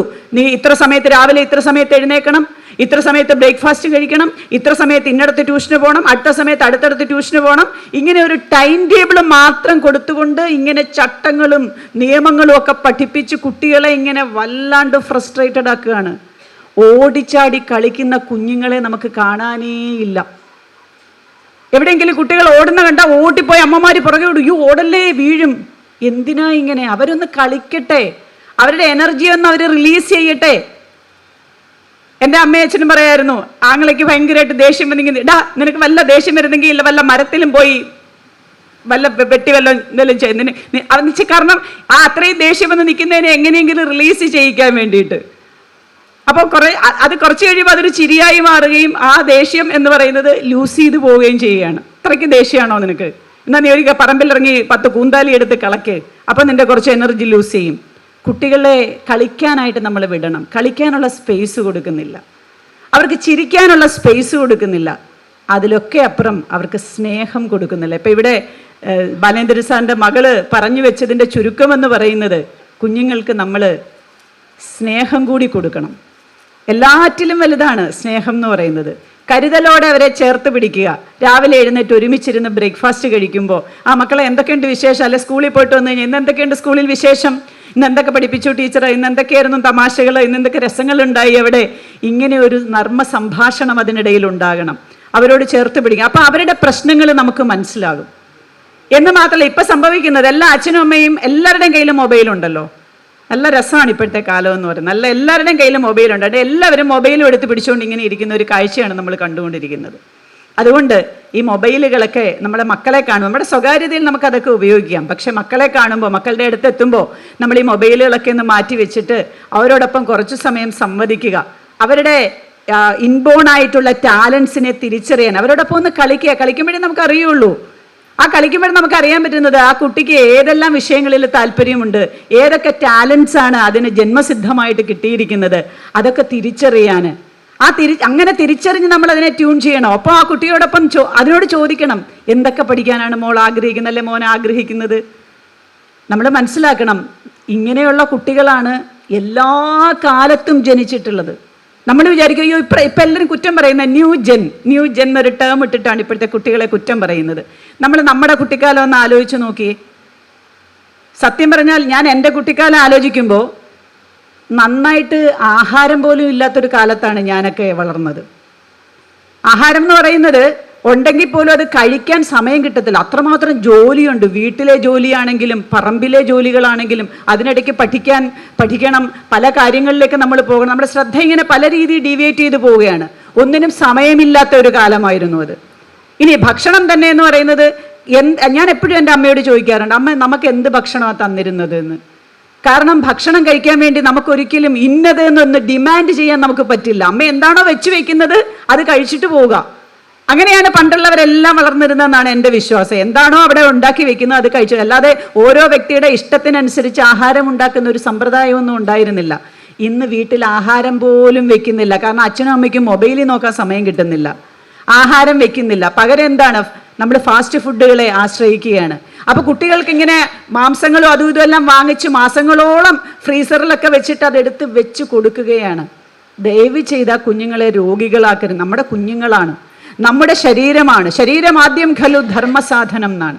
നമ്മുടെ ശരീരത്തെ നമ്മൾ വൃത്തിയായിട്ട് സൂക്ഷിക്കണം. ആ വൃത്തിയായി സൂക്ഷിക്കുന്ന ശരീരത്തിൽ വൃത്തിയുള്ള ഒരു മനസ്സ്, ആ വൃത്തിയുള്ള മനസ്സിൽ നിന്ന് വളരെ വളരെ ബൗദ്ധികമായിട്ടുള്ള നല്ല തലത്തിലുള്ള ചിന്തകളുടെ ആ ഉർവരത അവിടെ മാത്രമേ ഉണ്ടാവുകയുള്ളൂ. ആ ചിന്തകളെ നമ്മൾ വളർത്തിക്കൊണ്ടുവന്ന് അതേ രീതിയിൽ നമ്മൾ അതിനെ ഫോക്കസ് ചെയ്ത് കൊണ്ടുപോകുമ്പോൾ ആ വ്യക്തി സമൂഹത്തിന് ഗുണമുള്ള ഒരു വ്യക്തിയായിട്ട് മാറും. ഇല്ലെങ്കിലോ തീർച്ചയായിട്ടും ആ വ്യക്തി ഏറ്റവും വലിയ പരാജയമായിട്ടും മാറും. നമുക്ക് സമൂഹത്തിന് ഗുണമുള്ള ഒന്നിനെ കൊടുക്കണോ, രോഗമുള്ള ഒന്നിനെ കൊടുക്കണോ, നല്ല രീതിയിൽ നമ്മൾ അടങ്ങുന്ന ഇടത്തിന് വലിയ ഗുണം ചെയ്യുന്ന ഒരാളെ കൊടുക്കണോ, ഇതൊക്കെ നമ്മൾ വളരെ കൃത്യമായി ഒന്ന് ചിന്തിച്ച് പ്രവർത്തിച്ചാൽ വളരെ നന്നായിരിക്കും. അതുകൊണ്ട് എല്ലാ കാലത്തും ഇതേ രീതിയിലാണ് കുഞ്ഞുങ്ങൾ ഉണ്ടാകുന്നത്. കുഞ്ഞുങ്ങൾക്ക് വ്യത്യാസമൊന്നുമില്ല, ജനുസിനൊന്നും വ്യത്യാസമൊന്നുമില്ല. എല്ലാ ജനുസിൽപ്പെട്ടതും നമുക്കറിയാം. പൂച്ചയെയും പട്ടിയെയും മറ്റു മൃഗങ്ങളെ എടുത്തു നോക്കൂ, അവരുടെ സ്വഭാവത്തിൽ എന്തെങ്കിലും വ്യത്യാസം കാണുന്നുണ്ടോ? ഈ ജനറേഷൻ ഇങ്ങനെ മാറിപ്പോകുന്നു, അതുകൊണ്ട് അവർക്ക് എന്തെങ്കിലും സ്വഭാവത്തിൽ, നമ്മൾ പറയാം പണ്ടത്തെ പട്ടികളുടെ സ്വഭാവമല്ല ഇപ്പോഴത്തെ പട്ടികൾക്ക് എന്ന് നമുക്ക് പറയാൻ പറ്റുമോ? അല്ലെ, എല്ലാവരും സെയിം ആണ്. പക്ഷെ മനുഷ്യന്റെ സ്വഭാവം മാത്രം എന്തുകൊണ്ട് മാറുന്നു എന്ന് ചോദിച്ചാൽ അവരുടെ ആറ്റിറ്റ്യൂഡിലും അവരുടെ സ്വന്തമായിട്ടുള്ള കാഴ്ചപ്പാടുകളിലും ഒക്കെയുള്ള വ്യത്യാസമാണ്. ഓവർ അംബീഷ്യസ് ആണ്. നിങ്ങൾ എന്തിനാ ഇത്ര വലിയ അംബീഷ്യസ് ആവും? നിങ്ങൾ നിങ്ങളുടെ കുട്ടിക്കാലത്ത് ഇത്രയധികം ശ്രമപ്പെട്ട് നിങ്ങൾ പഠിച്ചിട്ടുണ്ടോ? അല്ലെ നിങ്ങൾ പണിയെടുത്തിട്ടുണ്ടോ? പിന്നെ എന്തിനാണ് നിങ്ങളുടെ കുട്ടികളെ ഇത്രയധികം ഓവർ ഇൻസിസ്റ്റ് ചെയ്യുന്നത്? നിങ്ങൾ അതാവണം, നീ അതായില്ലെങ്കിൽ പിന്നെ എനിക്ക് ജീവിതമില്ല എന്നുള്ള രീതിയിലാണ് അച്ഛനും അമ്മയും. അങ്ങനെ ആകരുത് ദയവ് ചെയ്ത്. അവരെ അവരുടെ ഇഷ്ടത്തിന് വിടണം എന്ന് കരുതി അവരെ അഴിച്ചു വിടണം എന്നല്ല. ചൊല്ലിക്കൊടുക്കണം, തല്ലിക്കൊടുക്കണം, തള്ളിക്കളയണം എന്നാണ് പഴയ ചൊല്ല്. ചൊല്ലിക്കൊടുക്കുക എന്ന് പറഞ്ഞാൽ നമ്മൾ അവർക്ക് ആഹാരം കൊടുക്കുമ്പോഴും അവർക്ക് ആവശ്യമായ ധനം കൊടുക്കുമ്പോഴും ഒന്ന് ചൊല്ലിക്കൊടുക്കണം, അല്പം ഒന്ന് ഉപദേശിച്ചിട്ട് കൊടുക്കണം. മക്കളെ, ഈ പൈസയ്ക്ക് അല്ലെങ്കിൽ ഈ രൂപയ്ക്ക് ഇത്രയധികം പ്രാധാന്യമുണ്ട്, അല്ലെങ്കിൽ ഞാൻ നിനക്ക് ഇപ്പോൾ ഇത് വാങ്ങിച്ചു തരുന്നത് അമ്മ അല്ലെ അച്ഛൻ ഇത്രയധികം കഷ്ടപ്പെട്ടിട്ടാണ്, ഇതിൻ്റെ മൂല്യം നിങ്ങൾ തിരിച്ചറിയണം. അച്ഛൻ എങ്ങനെയാണോ ജീവിക്കുന്നത്, അമ്മ എങ്ങനെയാണോ ജീവിക്കുന്നത്, അതുപോലെ മക്കളും ജീവിക്കണം. നിങ്ങൾ വലിയ സമ്പത്തൊന്നും ഉണ്ടാക്കി തന്നില്ലെങ്കിലും സമൂഹത്തിൽ നന്മയുള്ള കുഞ്ഞുങ്ങളായിട്ട് നിങ്ങൾ വളരണം. അന്യരോട് അന്യദുഃഖത്തിൽ വേദനയുണ്ടാകണം, അന്യരെ സഹായിക്കണം. അവനവൻ ആത്മസുഖത്തിന് ആചരിക്കുന്നവ അപരന് സുഖത്തിനായി വരേണം. നമ്മളൊരു കാര്യം ചെയ്യുമ്പോൾ ആ കാര്യം നമ്മുടെ അടുത്തിരിക്കുന്നവർക്ക് അത് ഉപകാരം ഉണ്ടാക്കുന്ന തരത്തിലുള്ളതായിരിക്കണം. ഇങ്ങനെയൊക്കെ നമ്മൾ കുഞ്ഞുങ്ങൾക്ക് ചൊല്ലിക്കൊടുത്തുകൊണ്ട് നമ്മൾ അവർക്ക് വേണ്ടതൊക്കെ കൊടുക്കണം. പിന്നെയോ തല്ലിക്കൊടുക്കണം. ചൊല്ലിക്കൊടുത്തിട്ട് പറഞ്ഞാൽ കേട്ടില്ലെങ്കിൽ 2 തല്ല് തന്നെ കൊടുക്കണം. അത് വാക്കുകൊണ്ടും തല്ലാം, കമ്പ് കൊണ്ടും തല്ലാം. അല്ല, ഏതുകൊണ്ട് തല്ലിയാലാണ് ഇവൻ നന്നാവുന്നതെന്ന് നമ്മളൊന്ന് നോക്കണം. അവനാണെങ്കിലും അവളാണെങ്കിലും. ഇപ്പം എനിക്കങ്ങനെ ആൺപെൺ വ്യവച്ഛേദമൊന്നുമില്ല. ഞാനൊരു ടീച്ചറാണ്. എനിക്കതുകൊണ്ട് ഒരാൺകുട്ടിയാണെന്നോ ഇത് പെൺകുട്ടിയാണെന്നോ വ്യവച്ഛേദത്തോടുകൂടി അവരെ നോക്കാൻ പറ്റില്ല. അവരെ എല്ലാവരെയും കുട്ടികളായിട്ട് മാത്രമേ കാണാൻ പറ്റുള്ളൂ. കഴിഞ്ഞ 25 വർഷമായിട്ട് പഠിപ്പിക്കുന്ന ഒരു അധ്യാപികയാണ് ഞാൻ. എനിക്കവരെ എൻ്റെ കുട്ടികൾ എന്ന് മാത്രമേ കാണാൻ പറ്റുള്ളൂ. ആൺപെൺ വ്യവച്ഛേദം സാധ്യമല്ല. രൂപത്തിൽ മാത്രമേ ഉള്ളൂ വ്യത്യാസം. സ്വഭാവത്തിൽ എന്ത് വ്യത്യാസമാണ്? ഞാൻ എപ്പോഴും ആൺകുട്ടികളോട് പറയും, പണ്ടൊക്കെ ഞാൻ ആൺകുട്ടികൾ അടുക്കളയിൽ കയറാറില്ല. ഞാൻ ഇപ്പോൾ ആൺകുട്ടികളോട് ആദ്യം ഇവിടെ തന്നെ ആൺകുട്ടികൾ എൻ്റെ സ്റ്റുഡൻസ് വന്നിട്ടുണ്ട്. അവിടെ ആദ്യം പറയുന്നത്, ആദ്യം കയറി അടുക്കള ജോലി പഠിക്കണം കേട്ടോ. കാരണം ഇനിയുള്ള കാലം എന്ന് പറഞ്ഞാൽ പെൺകുട്ടികളൊക്കെ ജോലിക്ക് പോകുന്നവരാണ്, അവർ ഇൻഡിപെൻഡൻ്റ് ആണ്. ഇപ്പോൾ ഇവിടെ സാറിൻ്റെ മകള് പറഞ്ഞല്ലോ, ഒരു നാപ്കിൻ വാങ്ങാൻ വേണ്ടിയിട്ട് കാശ് ചോദിച്ച് ഭർത്താവിൻ്റെ മുൻപിൽ കൈനീട്ടേണ്ടി വരുന്ന ഒരു പെൺകുട്ടിയുടെ അവസ്ഥ. ആ കുറവിനെയാണ് BSS ഇല്ലാതാക്കിയത്. സ്കിൽ എൻഹാൻസ്മെൻറ്റ് കോഴ്സിലൂടെ എത്രയോ പേർക്കാണ് തൊഴിലധിഷ്ഠിത വിദ്യാഭ്യാസം കൊടുത്തുകൊണ്ട് എത്രയോ പെൺകുട്ടികളെയാണ് ഇവിടെ അവരവരുടെ ഉപജീവനത്തിന് വേണ്ട കാര്യങ്ങൾ കണ്ടെത്താൻ വേണ്ടി പ്രോത്സാഹിപ്പിച്ച ഒരു സ്ഥാപനമാണിത്. അതുകൊണ്ട് ഈ സ്ഥാപനത്തിൽ നമ്മൾ ഇരിക്കുമ്പോൾ നമ്മൾ ഓർക്കണം, നമുക്ക് എത്ര കഴിവ്. ഞാൻ എപ്പോഴും എൻ്റെ അച്ഛനെക്കുറിച്ച് ഓർക്കുമ്പോൾ വളരെ സന്തോഷത്തോടു കൂടിയാണ്. അച്ഛൻ ഒരുപാട് കാര്യങ്ങൾ എന്നെ പഠിപ്പിച്ചു. ഞാൻ അപ്പോൾ വിചാരിക്കാറുണ്ട്, എന്തിനാ എന്നെ ഇത്രയൊക്കെ പഠിപ്പിക്കുന്നതെന്ന് വിചാരിക്കാറുണ്ട്. ഒരുപാട് കാര്യങ്ങൾ പഠിപ്പിച്ചു. സംഗീതം പഠിപ്പിച്ചു, നൃത്തങ്ങളുടെ എല്ലാ വകഭേദങ്ങളും പഠിപ്പിച്ചു, കഥകളി പഠിപ്പിച്ചു, ഓട്ടംതുള്ളൽ പഠിപ്പിച്ചു. ഞാനിപ്പോൾ വിചാരിക്കണം, അച്ഛൻ എന്തിനാണ് ഇതൊക്കെ ചെയ്തതെന്ന്. പക്ഷെ അച്ഛൻ ഇത്രയും വലിയ ഒരു അറിവ് എനിക്ക് തന്നു. ആ തന്നതിൻ്റെ പിന്നിൽ ഞാൻ പോയിട്ട് എൻ്റെ സ്വന്തമായിട്ട് കൂടിയാട്ടം കൂടെ പഠിച്ചപ്പോഴാണ് എനിക്ക് നാട്യവിജ്ഞാനകോശം എന്ന് പറയുന്ന 16 വർഷമാണ് ഞാൻ ആ പുസ്തകം റെഡിയാക്കാൻ വേണ്ടി എടുത്തത്. 16 വർഷം. അതിൽ നാട്യശാസ്ത്രം മുതൽ ഇന്നോളമുള്ള എല്ലാ ശാസ്ത്രഗ്രന്ഥങ്ങളും എല്ലാ രംഗകലകളും അതിൻ്റെ എല്ലാ ടെക്നിക്കൽ ടേമുകളും വളരെയധികം എക്സ്പ്ലെയിൻ ചെയ്തുകൊണ്ടാണ് ആ പുസ്തകം തയ്യാറാക്കിയിരിക്കുന്നത്. ഭാഷാ ഇൻസ്റ്റിറ്റ്യൂട്ടാണ് അത് പ്രസിദ്ധീകരിച്ചിരിക്കുന്നത്. 2000 പേജുള്ള വലിയ 3 വോളിയമുള്ള വലിയ പുസ്തകങ്ങളാണ്. അപ്പോൾ ഇന്നിവിടെ പരാമർശിച്ചത് ആ പുസ്തകത്തെക്കുറിച്ചാണ്. ആ ഒരു അച്ഛൻ, ഞാൻ എപ്പോഴും വിചാരിച്ചു, അച്ഛൻ എന്തിനാണ് ഇങ്ങനെ ഇത്രയധികം കലകൾ എന്നെ പഠിപ്പിക്കുന്നത് എന്ന് ഞാൻ വിചാരിച്ചിട്ടുണ്ട്. പക്ഷെ ആ കലകളിലെല്ലാം എല്ലാത്തിൽ നിന്നും ഓരോ മുത്തു പെറുക്കിയെടുക്കാൻ എനിക്ക് സാധിച്ചു. ഇന്ന് എന്നോടിപ്പോൾ എനിക്ക് ഈ ജോലി ഇല്ലെങ്കിലും എനിക്ക് ഒട്ടനവധി ജോലികൾ ചെയ്ത് എനിക്ക് ജീവിക്കാൻ പറ്റും. എനിക്കൊരു സംഗീത വിദ്യാഭ്യാസത്തിൻ്റെ ഒരു സ്ഥാപനം ഇട്ട് കഴിഞ്ഞാൽ എനിക്ക് നല്ല ഞാൻ മ്യൂസിക് പെർഫോമറാണ്, കർണാട്ടിക് പെർഫോമറാണ്. എനിക്കത് ചെയ്യാൻ പറ്റും. എനിക്കൊരു കൂടിയാട്ടം എനിക്കിപ്പോൾ പഠിപ്പിക്കണമെന്ന് വെച്ചാൽ എനിക്കൊരു പ്രോബ്ലം ഇല്ല, എനിക്കവരെ പഠിപ്പിക്കാൻ പറ്റും.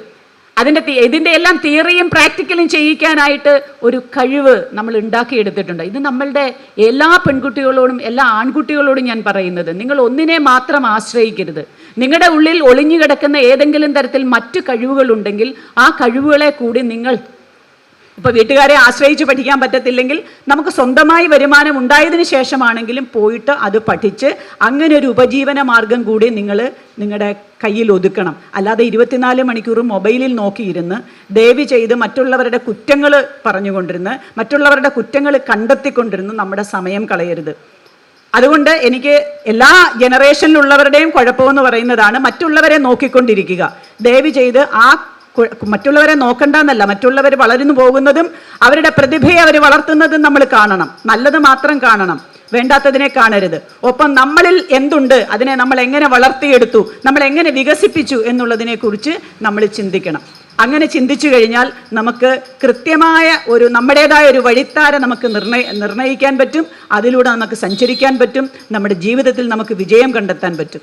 അപ്പം ഇന്നത്തെ ഈ ഒരു സ്ഥാപനം നമുക്ക് കാണിച്ചു തന്നിരിക്കുന്നത് അത്തരത്തിൽ വളർത്തിയെടുത്ത ഒരുപാട് കുടുംബങ്ങൾക്ക് അന്നം കണ്ടെത്തിയ ഒരു സ്ഥാപനമാണിത്. അതിനുവേണ്ടി പ്രയത്നിച്ച ഒരു വലിയ കർമ്മനിരതയായിട്ടുള്ള ഒരു വ്യക്തിത്വമാണ് ഷീല ടീച്ചർ. ഒപ്പം ബാലചന്ദ്രൻ സാർ. നമ്മൾ മനസ്സിലാക്കേണ്ടത് എല്ലാ പുരുഷൻ്റെയും എല്ലാ സ്ത്രീയുടെയും വളർച്ചയ്ക്ക് പിന്നിൽ ഒരു ശക്തി ഉണ്ടാകും. അത് സ്ത്രീ രൂപത്തിലാവാം അല്ലെങ്കിൽ പുരുഷ രൂപത്തിലാവാം. ഇനി അവരുടെ ആബ്സെൻസ്, ഇപ്പൊ നമ്മൾ വിചാരിക്കും അവർ വിട്ടുപോയിന്ന്. ഞാൻ പറയുന്നത് അവർ ജീവിച്ചിരുന്നതിലും ശക്തരാണ് അവരുടെ കാലശേഷം എന്നാണ് ഞാൻ മനസ്സിലാക്കുന്നത്. കാരണം അവർ അത്രയും അപ്പൊ ഇരട്ടി ശക്തിയിലാണ് ഈ ആളോടൊപ്പം നിൽക്കുന്നത്. കാരണം ശരീരത്തിന് ഒരുപാട് ലിമിറ്റേഷൻസ് ഉണ്ടല്ലോ. ആ ലിമിറ്റേഷൻസിന് അതീതമായിട്ട് അവരവരുടെ കർമ്മങ്ങളെല്ലാം പൂർത്തീകരിച്ചിട്ട് സ്ഥലം വിടുകയല്ല, പിന്നെയോ കൂടുതൽ നൈരന്തര്യത്തിലേക്ക് അവരെ പ്രോത്സാഹിപ്പിച്ചുകൊണ്ട് വേണ്ട പ്രോത്സാഹനങ്ങൾ സമസ്ത മേഖലയിലും കൊടുത്തുകൊണ്ട് അവരൊരു ശക്തിയായിട്ട് അതിൽ ഇങ്ങനെ ലയിച്ചു നിൽക്കുകയാണ്. ആ ശക്തിയാണ് ഈ സ്ഥാപനത്തിൻ്റെ വളർച്ചയ്ക്ക് കാരണം. ഏറ്റവും പുതിയതായിട്ട് സ്കിൽ എൻഹാൻസ്മെന്റ് എന്ന് പറയുന്ന രീതിയിൽ തുടങ്ങിയ പ്രസാധക രംഗത്തേക്ക് വന്നിരിക്കുന്ന സദ്ഭാവന ട്രസ്റ്റ് പോലും ഞാൻ മനസ്സിലാക്കിയെടുത്തോളം അത് ഈ കഴിഞ്ഞ നിയമസഭ അവിടുത്തെ വിൽപ്പനകളൊക്കെ കണ്ടപ്പോൾ, ആ പുസ്തകങ്ങളുടെ ശേഖരങ്ങളൊക്കെ കണ്ടപ്പോൾ ഞാൻ തന്നെ അത്ഭുതപ്പെട്ടു. സദ്ഭാവനയും ഇതാ വളർന്നു കഴിഞ്ഞിരിക്കുന്നു. അപ്പോൾ തൊട്ടതെല്ലാം പൊന്നാക്കിക്കൊണ്ട് ഒരു സ്ഥാപനം വളർന്നു വരികയും ആ സ്ഥാപനത്തിൻ്റെ പിന്നിൽ വളരെ ശക്തിയായി പ്രവർത്തിച്ചു കൊണ്ടിരിക്കുന്ന വ്യക്തിത്വങ്ങൾ, അവർ ജീവിച്ചിരുന്നാലും അവരുടെ ശരീരം ഉപേക്ഷിച്ചാലും അവർ ശക്തർ തന്നെയാണ്. ജീവിച്ചിരിക്കുമ്പോൾ എത്ര ശക്തിയാണോ അതിൻ്റെ ഇരട്ടി ശക്തിയുണ്ട്. അതുകൊണ്ട് തെറ്റുകൾ ചെയ്യുമ്പോൾ സൂക്ഷിച്ചോണം. കാരണം ജീവിച്ചിരിക്കുന്നവർ കാണുന്നതിനേക്കാൾ കൂടുതൽ ആ ശരീരം വിട്ടുപോയവർക്കത് കാണാനും ഒക്കെ ഉള്ള ശേഷിയുണ്ട്. അത്തരത്തിലൊരു ആത്മവിശ്വാസമുള്ള ഒരാളാണ് ഞാൻ, ആത്മാവിൽ വിശ്വസിക്കുന്ന ഒരാളാണ്. എന്തായാലും ഇതിലൊക്കെ ഉപരിയായിട്ട് എനിക്ക് നിങ്ങളോട് പറയാനുള്ളത്, നിങ്ങൾ ആത്മസാധന ചെയ്യണം. ആത്മസാധന എന്ന് പറഞ്ഞാൽ നിങ്ങളിലെ എനർജിയെ ഡെവലപ്പ് ചെയ്യാൻ വേണ്ട സാധനകളും കൂടി ചെയ്യണം. എങ്കിൽ മാത്രമേ നമ്മുടെ ബൗദ്ധികമായിട്ട് നമ്മുടെ മാനസികമായിട്ട് ഒക്കെയുള്ള ആരോഗ്യമുള്ള മനസ്സുകൊണ്ടും ബുദ്ധി കൊണ്ടും, അത് ബുദ്ധിക്കൊരു ആരോഗ്യം വേണം. കാരണം വെറുതെ നമ്മുടെ ചിന്തകൾ ശക്തിയില്ലാത്തതായി പോയാൽ അതുകൊണ്ട് പ്രയോജനമില്ല. അപ്പം ശക്തിയുള്ള ചിന്തകൾ നമ്മളിലേക്ക് വരാനും ആ ശക്തിയെ നമുക്ക് വേണ്ട രീതിയിൽ വിനിയോഗിക്കാനും അതിന് വേണ്ട ഫലം കണ്ടെത്താനും നമുക്ക് സാധിക്കണം. നമ്മൾ കർമ്മം ചെയ്തുകൊണ്ടേയിരിക്കുക. കർമ്മണ്യേവ അധികാരസ്ഥേ മാ ഫലേഷു കദാചന. നിങ്ങൾ കർമ്മം ചെയ്തുകൊണ്ടേയിരിക്കുക. ഒരു കർമ്മം ചെയ്യുന്നതിൻ്റെ ഫലം ഒരു വ്യക്തിക്ക് മാത്രമല്ല, അനേകം വ്യക്തികൾക്ക്. ആ കർമ്മം ചെയ്യുമ്പോൾ തന്നെ അതിൻ്റെ ഫലം നമ്മളോടൊപ്പം വന്നു ചേരുവാണ്. അപ്പം നമ്മൾ മനസ്സിലാക്കേണ്ടത്, ഒരു പാടത്തിൽ ഒരു കൃഷിക്കാരൻ കൃഷി ഇറക്കി. ആ കൃഷി ഇറക്കി കഴിഞ്ഞാൽ ആ പാടത്തിൽ വിത്തിറക്കാൻ വേണ്ടി എത്രയോ നല്ല വിത്തുകൾ ആള് കണ്ടെത്തുകയാണ്. ആ നല്ല വിത്തുകൾ കണ്ടെത്തി പിന്നെ അത് അനുകൂലമായ കാലാവസ്ഥയിൽ അത് അനുകൂലമായി മുളപ്പിച്ച് വിതറി വളർത്തിയെടുക്കുകയാണ്. ഇവിടെ എല്ലാം ഈ കർഷകന്റെ കൃത്യമായിട്ടുള്ള ഒരു സമർപ്പണമുണ്ട്. ആ സമർപ്പണമെല്ലാം കഴിഞ്ഞിട്ട് ഒടുവിലാണ് ഈ നെല്ല് കൊയ്തെടുക്കുന്നത്. ഈ കൊയ്തെടുത്ത നെല്ലില് എത്രയാണ് ഈ കർഷകൻ അനുഭവിക്കുന്നത്? അതിലൊരു നിശ്ചിത ശതമാനം മാത്രമേ കർഷകൻ അനുഭവിക്കുന്നുള്ളൂ. നിശ്ചിത ശതമാനം വിത്തായിട്ട് വീണ്ടും മാറ്റി വെക്കുകയാണ്, വീണ്ടും മുളപ്പിക്കാൻ വേണ്ടിയിട്ട്. അപ്പൊ ഇതാണ് കർമ്മമെന്ന്. അപ്പൊ ആ ഓരോ സമയത്ത് ആ വിത്ത് കണ്ടെത്തുമ്പോൾ അതിൻ്റെ ഫലം കിട്ടിക്കഴിഞ്ഞു. അങ്ങനെ വിത്തിറക്കിയപ്പോഴും അതിൻ്റെ ഓരോ ഘട്ടങ്ങളിലും അദ്ദേഹം അതിൻ്റെ ഫലം അനുഭവിക്കുകയാണ്.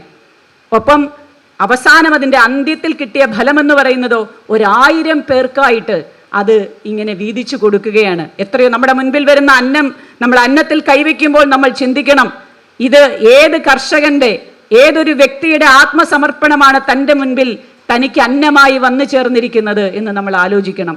ആ കർഷകനെ സ്മരിക്കണം, ആ വ്യക്തിയുടെ സമർപ്പണത്തെ നമ്മൾ സ്മരിക്കണം. അങ്ങനെ ചിന്തിച്ചുകൊണ്ട് നമ്മൾ എന്ത് ചെയ്യുന്നു, നമ്മൾ ഒരു ദിവസം എന്ത് വർക്ക് ചെയ്യുന്നു, എത്ര സമയം നമ്മൾ വിനിയോഗിക്കുന്നു, നമ്മൾ എത്ര സമയം സ്വപ്നം കണ്ട് കളയുന്നു. സ്വപ്നം കാണലൊക്കെ വേണം. സ്വപ്നം കണ്ടാലേ നമുക്ക് ഹിമാലയത്തെ സ്വപ്നം കണ്ടുകൊണ്ടിരുന്നാൽ ഒരു കൂലിക്കൊട്ടക്കകത്തിലെങ്കിലും നമ്മുടെ കയ്യിൽ കിട്ടും, അതിൽ സംശയമൊന്നുമില്ല. പക്ഷെ അത്തരം സ്വപ്നങ്ങളെ കാണാൻ പാടുള്ളൂ. അല്ലാതെ മറ്റുള്ളവരെ നോക്കിക്കൊണ്ട്, ഇപ്പം നമ്മളെപ്പോഴും മറ്റുള്ളവരെ നോക്കി നമുക്കായില്ലല്ലോ, നമുക്ക് കിട്ടിയില്ലല്ലോ, പിന്നെ അവരിൽ അസൂയ വരുന്നു, കുശുമ്പ് വരുന്നു, കുന്നായ്മ വരുന്നു, ഇങ്ങനെ ഉണ്ടായിക്കൊണ്ടിരിക്കുകയാണ്. ഗീതയിൽ വ്യക്തമായി പറയുന്നുണ്ട്, സംഘാത് സംജായതേ കാമാത് ക്രോധോഭിജായതേ ക്രോധാത് ഭവതി സമ്മോഹാത് സ്മൃതിവിഭ്രമ സ്മൃതിഭ്രംശാത് ബുദ്ധിനാശാത് പ്രണശ്യതി. അതായത് സംസർഗം കൊണ്ടാണ് നമ്മൾ മറ്റുള്ളവരിലേക്ക് നോക്കിക്കൊണ്ടിരിക്കുമ്പോഴോ, കണ്ണുകൾ കൊണ്ട്, നമ്മുടെ ഇന്ദ്രിയങ്ങൾ കൊണ്ട് നമുക്ക് എന്തൊക്കെ സംസർഗങ്ങൾ ഉണ്ടാകുന്നോ അതിലൊക്കെ നമുക്ക് ആകാംക്ഷ ജനിക്കുകയാണ്, അതിലൊക്കെ താല്പര്യം ജനിക്കുകയാണ്, അതൊക്കെ വേണമെന്ന് ആഗ്രഹം തോന്നുകയാണ്. അപ്പൊ സംഘാത് സംജായതേ കാമാത് ക്രോധോഭിജായതേ. ഇനി ആഗ്രഹം അങ്ങോട്ട് കൂടിക്കഴിയുമ്പോഴോ നമുക്കത് സാധിക്കാതെ വരുമ്പോൾ നമുക്ക് സ്വാഭാവികമായിട്ടും അത് ലഭിക്കാത്തതിലുള്ള ഒരു ആത്മനിന്ദയും അപകർഷതാബോധവും ഒപ്പം അത് ദേഷ്യമായി പരിണമിക്കുകയും ചെയ്യുകയാണ്. ഇനി ക്രോധാത് ഭവതി സമ്മോഹ, ക്രോധം അങ്ങോട്ട് കൂടിക്കഴിയുമ്പോഴോ സമ്മോഹ, നമുക്ക് ആശങ്കയുണ്ടാകുകയാണ്, ആങ്സൈറ്റി വരികയാണ്. ആങ്സൈറ്റി അങ്ങോട്ട് കൂടുമ്പോൾ എന്താ അവസ്ഥ? എന്ത് ചെയ്യണം എന്ത് ചെയ്യണ്ട എന്ന് അറിഞ്ഞുകൂടാ. മുന്നിൽ കണ്ടതെല്ലാം നമുക്ക് എതിരെ നിൽക്കുന്ന ആളെ തിരിച്ചറിയാതെ നമ്മൾ സംസാരിച്ചു കളയും. എതിരെ നിൽക്കുന്ന ആളോട് എന്ത് ചെയ്യണം, സ്വന്തം അച്ഛനെ കണ്ടാൽ തിരിച്ചറിയാതെ അമ്മയെ കണ്ടാൽ നിങ്ങൾ എനിക്ക് വേണ്ടി എന്ത് ചെയ്തു എന്ന് അച്ഛൻ്റെ അമ്മയുടെ മുഖത്ത് നോക്കി ചോദിക്കുന്ന മക്കളുടെ ഒരു ലോകമാണിത്. എല്ലാ കാലത്തും അങ്ങനെയുള്ള മക്കളുണ്ട്. ഞാൻ എൻ്റെ കുട്ടിക്കാലത്തും പലരും പല വീടുകളിലും പറഞ്ഞു കേട്ടിട്ടുണ്ട്, ഇപ്പോഴും പറയുന്നുണ്ട്, ഒരു സംശയവും വേണ്ട. നിങ്ങൾ നമുക്ക് വേണ്ടി എന്താ ചെയ്തത്? അവരുടെ ഉത്തരവാദിത്തമല്ല നമുക്ക് വേണ്ടി കഷ്ടപ്പെടുന്നത്. നമ്മൾ എത്രയോ കഷ്ടപ്പെട്ടിട്ടാണ്, പ്രാർത്ഥിച്ചിട്ടാണ് നമ്മൾ അവരുടെ ഉദരത്തിൽ മക്കളായി ജനിച്ചത്. നമ്മളെ വളർത്തി പോറ്റുക എന്നുള്ള ജോലിയോടുകൂടി അവരുടെ ഉത്തരവാദിത്തം കഴിഞ്ഞു. പിന്നെ നമ്മൾ വേണമെങ്കിൽ സ്വയം വളർന്നോണം. അത് അവരുടെ അവർ അധ്വാനിച്ചിട്ടുണ്ടെങ്കിൽ അത് അവർക്ക് കഴിക്കാനാണ്. നമുക്ക് കഴിക്കാൻ വേണ്ടി നമ്മൾ എന്ത് അധ്വാനിച്ചു എന്നുള്ളത് നമ്മൾ ചിന്തിക്കണം. ഇനിയോ ക്രോധാദ്ഭവതി സമ്മോഹ സമ്മോഹ സ്മൃതി വിഭ്രമ, ഓർമ്മ നശിച്ചിട്ട് എന്ത് പറയുന്നു എന്ന് എന്താണ് ചിന്തിക്കുന്നത് പ്രവർത്തിക്കുന്നത് തിരിച്ചറിഞ്ഞുകൂടാത്ത അവസ്ഥ. പിന്നെയോ സ്മൃതിഭ്രംശാത് ബുദ്ധിനാശ, ആ സ്മൃതി അങ്ങോട്ട് നശിച്ചു കഴിയുമ്പോൾ ബുദ്ധിക്ക് നാശം ഉണ്ടാവുകയാണ്, ബുദ്ധി നശിച്ചു പോവുകയാണ്. അങ്ങനെ നശിച്ചിട്ട് പിന്നെയോ ബുദ്ധിനാശാത് പ്രണശ്യതി, പൂർണ്ണമായും എന്ത് ചെയ്യാണ് ഈ വ്യക്തി സർവനാശത്തിലേക്ക് പോവുകയാണ്. ഈ സർവനാശത്തെ ഒഴിവാക്കാൻ വേണ്ടിയിട്ടാണ് ഞാൻ നേരത്തെ പറഞ്ഞ ഒരു ആത്മപ്രഭാവത്തെ, നമ്മുടെ സെൽഫ് എനർജിയെ ഡെവലപ്പ് ചെയ്യാൻ വേണ്ട കാര്യങ്ങൾ സകല മതങ്ങളിലും അത് പറയുന്നുണ്ട്, സകല പ്രമാണ ഗ്രന്ഥങ്ങളും അത് പറയുന്നുണ്ട്. സ്വയം അനുഭവത്തിലൂടെ നിങ്ങൾക്കത് തിരിച്ചറിയാനും സാധിക്കും. അപ്പോൾ ആ തിരിച്ചറിവോട് കൂടിയിട്ട് നിങ്ങളുടെ സ്വന്തം വളർച്ചയെ, സ്വന്തം ബൗദ്ധികമായ വികാസത്തെ നിങ്ങൾ ചെയ്തെടുക്കണം, ഉണർത്തണം, വളർത്തണം. അപ്പോൾ എല്ലാവർക്കും ഇന്ന് അവാർഡ് തന്നതിലും ഇങ്ങനെയൊരു ഒരു മഹത് വ്യക്തിത്വത്തിൻ്റെ പേരിൽ ഉള്ള ഒരു അവാർഡ് സ്വീകരിച്ചതിൽ ഈ നിമിഷത്തിന് ഈശ്വരനോട് അങ്ങേയറ്റം നന്ദി പറഞ്ഞുകൊണ്ട്, ഇത്രയും സമയം എന്നെ സഹിച്ചതിനും കൂടി നിങ്ങളോട് മാപ്പും കൂടെ ചോദിച്ചുകൊണ്ട് ഞാൻ എൻ്റെ വാക്കുകളെ ഉപസംഹരിക്കുകയാണ്. നന്ദി, നമസ്കാരം. സംസാരവും പാട്ടും യോജിച്ചു പോകുന്ന സംഗതികളല്ല, എങ്കിലും പാടാൻ വേണ്ടിയിട്ട് വേറൊരു മൂഡും വേറൊരു സ്വര സംവിധാനവും ഒക്കെ ആവശ്യമാണ്. എങ്കിലും നിങ്ങൾ ഏറെ പ്രതീക്ഷിക്കുന്നു എന്നുള്ള ചോദ്യം വലിയ പ്രതീക്ഷയൊന്നും വേണ്ട കേട്ടോ, കാരണം പാടിയിട്ടൊക്കെ ഒരുപാട് കാലമായി. എൻ്റെ ജോലി ഇപ്പോൾ അധ്യാപനമാണ്, പ്രഭാഷണമാണ്. അതുകൊണ്ട് പെർഫോമൻസ് എന്ന് പറയുന്നതിൽ നിന്ന് ഞാൻ അല്പം കുറച്ചു കാലമായിട്ട് മാറി നിൽക്കുന്ന ഒരു അവസ്ഥയാണ്. എങ്കിലും ഞാനൊന്ന് ശ്രമിക്കാം എന്നേ പറയുന്നുള്ളൂ. പഴയ ഒരു പാട്ട്, എല്ലാവർക്കും ഈ ഇവിടെ കൂടുതൽ ആളുകളും പഴയ ആളുകളാണെന്നറിയാം. അപ്പോൾ വളരെ പഴയ ഒരു ഗാനം, ഭാസ്കരൻ മാഷിൻ്റെ വരികൾ, എനിക്കൊന്ന് രവീന്ദ്രൻ മാഷിൻ്റെ സംഗീതമാണെന്ന് തോന്നുന്നു, ഒരു പഴയ ഗാനം, എനിക്കിഷ്ടമുള്ള ഒരു പാട്ട്, അത് പാടാമെന്ന് വിചാരിക്കുന്നു. പൂർണ്ണീന്ദുമുഖിയോടമ്പലത്തിൽ വച്ചു പൂജിച്ച ചന്ദനം ഞാൻ ചോദിച്ചു, കൺമണിയതു കേട്ടു നാണിച്ചു നാണിച്ചു, കാൽനഖം കൊണ്ടൊരു വരവരച്ചു. പൂർണ്ണീന്ദുമുഖിയോടമ്പലത്തിൽ വച്ചു പൂജിച്ച ചന്ദനം ഞാൻ ചോദിച്ചു, കൺമണിയതു കേട്ടു നാണിച്ചു നാണിച്ചു, കാൽനഖം കൊണ്ടൊരു വരവരച്ചു. ആരാധന തീർന്നു നടയടച്ചു, ആൽത്തറ വിളക്കുകൾ കണ്ണടച്ചു. ആരാധന തീർന്നു നടയടച്ചു, ആൽത്തറ വിളക്കുകൾ കണ്ണടച്ചു. ആളുകളൊഴിഞ്ഞു അമ്പലക്കുളങ്ങരെ, അമ്പിളീരൻ തുകിൽ വിരിച്ചു. പൂർണ്ണീന്ദുമുഖിയോടമ്പലത്തിൽ വച്ചു പൂജിച്ച ചന്ദനം ഞാൻ ചോദിച്ചു, കൺമണിയതു കേട്ടു നാണിച്ചു നാണിച്ചു, കാൽനഖം കൊണ്ടൊരു വരവരച്ചു.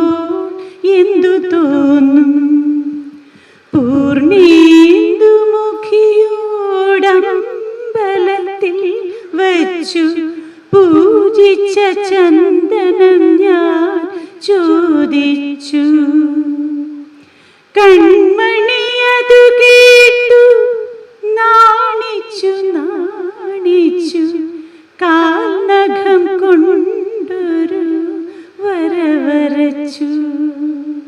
Thank you. അടുത്തായി ചടങ്ങിന് നന്ദി പറയുന്നതിനായി ട്രഷറർ മഞ്ജു ശ്രീകണ്ഠനെ ക്ഷണിക്കുന്നു. എല്ലാവർക്കും നമസ്കാരം.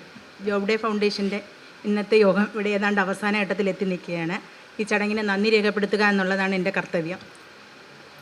ഇന്നത്തെ ഈ ചടങ്ങിൻ്റെ അധ്യക്ഷസ്ഥാനം അലങ്കരിച്ചത് ഡോക്ടർ MR തമ്പാൻ സാറാണ്. അദ്ദേഹത്തിന് ജോബ് ഡേ ഫൗണ്ടേഷൻ്റെ പേരിലുള്ള നന്ദി രേഖപ്പെടുത്തിക്കൊള്ളുന്നു. ഇന്ന് ജോബ് ഡേ ഫൗണ്ടേഷൻ്റെ ദിനാചരണം ഉദ്ഘാടനം ചെയ്യുകയും ഇന്നത്തെ ഈ വർഷത്തെ അവാർഡ് വിതരണം ചെയ്തത് ബഹുമാനപ്പെട്ട ശ്രീ MM ഹസൻ സാറാണ്. അദ്ദേഹത്തിനും ജോബ് ഡേ ഫൗണ്ടേഷൻ്റെ പേരിലുള്ള നന്ദി രേഖപ്പെടുത്തിക്കൊള്ളുന്നു. ഈ ചടങ്ങിന് മുഖ്യ പ്രഭാഷണം നടത്തിയത് പ്രൊഫസർ G ബാലേന്ദ്ര സാറാണ്. സാറിന് ജോബ് ഡേ ഫൗണ്ടേഷൻ്റെ കീഴിലുള്ള നന്ദി രേഖപ്പെടുത്തിക്കൊള്ളുന്നു. ഷീല ടീച്ചറിനെ കുറിച്ചുള്ള അനുസ്മരണ പ്രഭാഷണം നടത്തിയത് ശ്രീമതി BS ശ്രീലക്ഷ്മിയാണ്. ശ്രീലക്ഷ്മിക്ക് ജോബ് ഡേ ഫൗണ്ടേഷൻ്റെ പേരിലുള്ള നന്ദി രേഖപ്പെടുത്തിക്കൊള്ളുന്നു. ഈ ചടങ്ങിന് ഇന്നത്തെ ഇവിടെ അവാർഡ് ഏറ്റുവാങ്ങിയ പ്രൊഫസർ ഉഷാ രാജാവാര്യർ മാഡത്തിനും ജോബ് ഡേ ഫൗണ്ടേഷൻ്റെ കീഴിലുള്ള നന്ദി രേഖപ്പെടുത്തിക്കൊള്ളുന്നു. ജോബ് ഡേ ഫൗണ്ടേഷൻ ഇന്നത്തെ ഇതിൻ്റെ ചടങ്ങിനെ സ്വാഗതം ആശംസിച്ച ജോബ് ഡേ ഫൗണ്ടേഷൻ്റെ ചെയർമാൻ ശ്രീ BS ഗോപകുമാർ സാറാണ്. ഗോപകുമാർ സാറിനും ജോബ് ഡേ ഫൗണ്ടേഷന് കീഴിലുള്ള നന്ദി രേഖപ്പെടുത്തുന്നു. ഈ വർഷത്തെ അവാർഡ് ജേതാവിനെ ഇവിടെ പരിചയപ്പെടുത്തിയത് ജോബ് ഡേ ഫൗണ്ടേഷൻ്റെ സെക്രട്ടറി ശ്രീമതി ജയ ശ്രീകുമാറാണ്. ജയ ശ്രീകുമാറിനും ജോബ് ഡേ ഫൗണ്ടേഷന് കീഴിലുള്ള നന്ദി രേഖപ്പെടുത്തുന്നു. BSSൻ്റെ ദേശീയ ചെയർമാൻ BS ബാലചന്ദ്ര സാറിനും ജോബ് ഡേ ഫൗണ്ടേഷൻ്റെ കീഴിലുള്ള നന്ദി. ഇവിടെ എത്തിച്ചേർന്ന എല്ലാ പ്രമുഖ വ്യക്തികൾക്കും എൻ്റെ സഹപ്രവർത്തകർക്കും BSSൻ്റെ കുടുംബാംഗങ്ങൾക്കും ജോബ് ഡേ ഫൗണ്ടേഷൻ്റെ കീഴിലുള്ള നന്ദി രേഖപ്പെടുത്തിക്കൊണ്ട് എൻ്റെ വാക്കുകൾ ഉപസംഹരിക്കുന്നു. നന്ദി, നമസ്കാരം.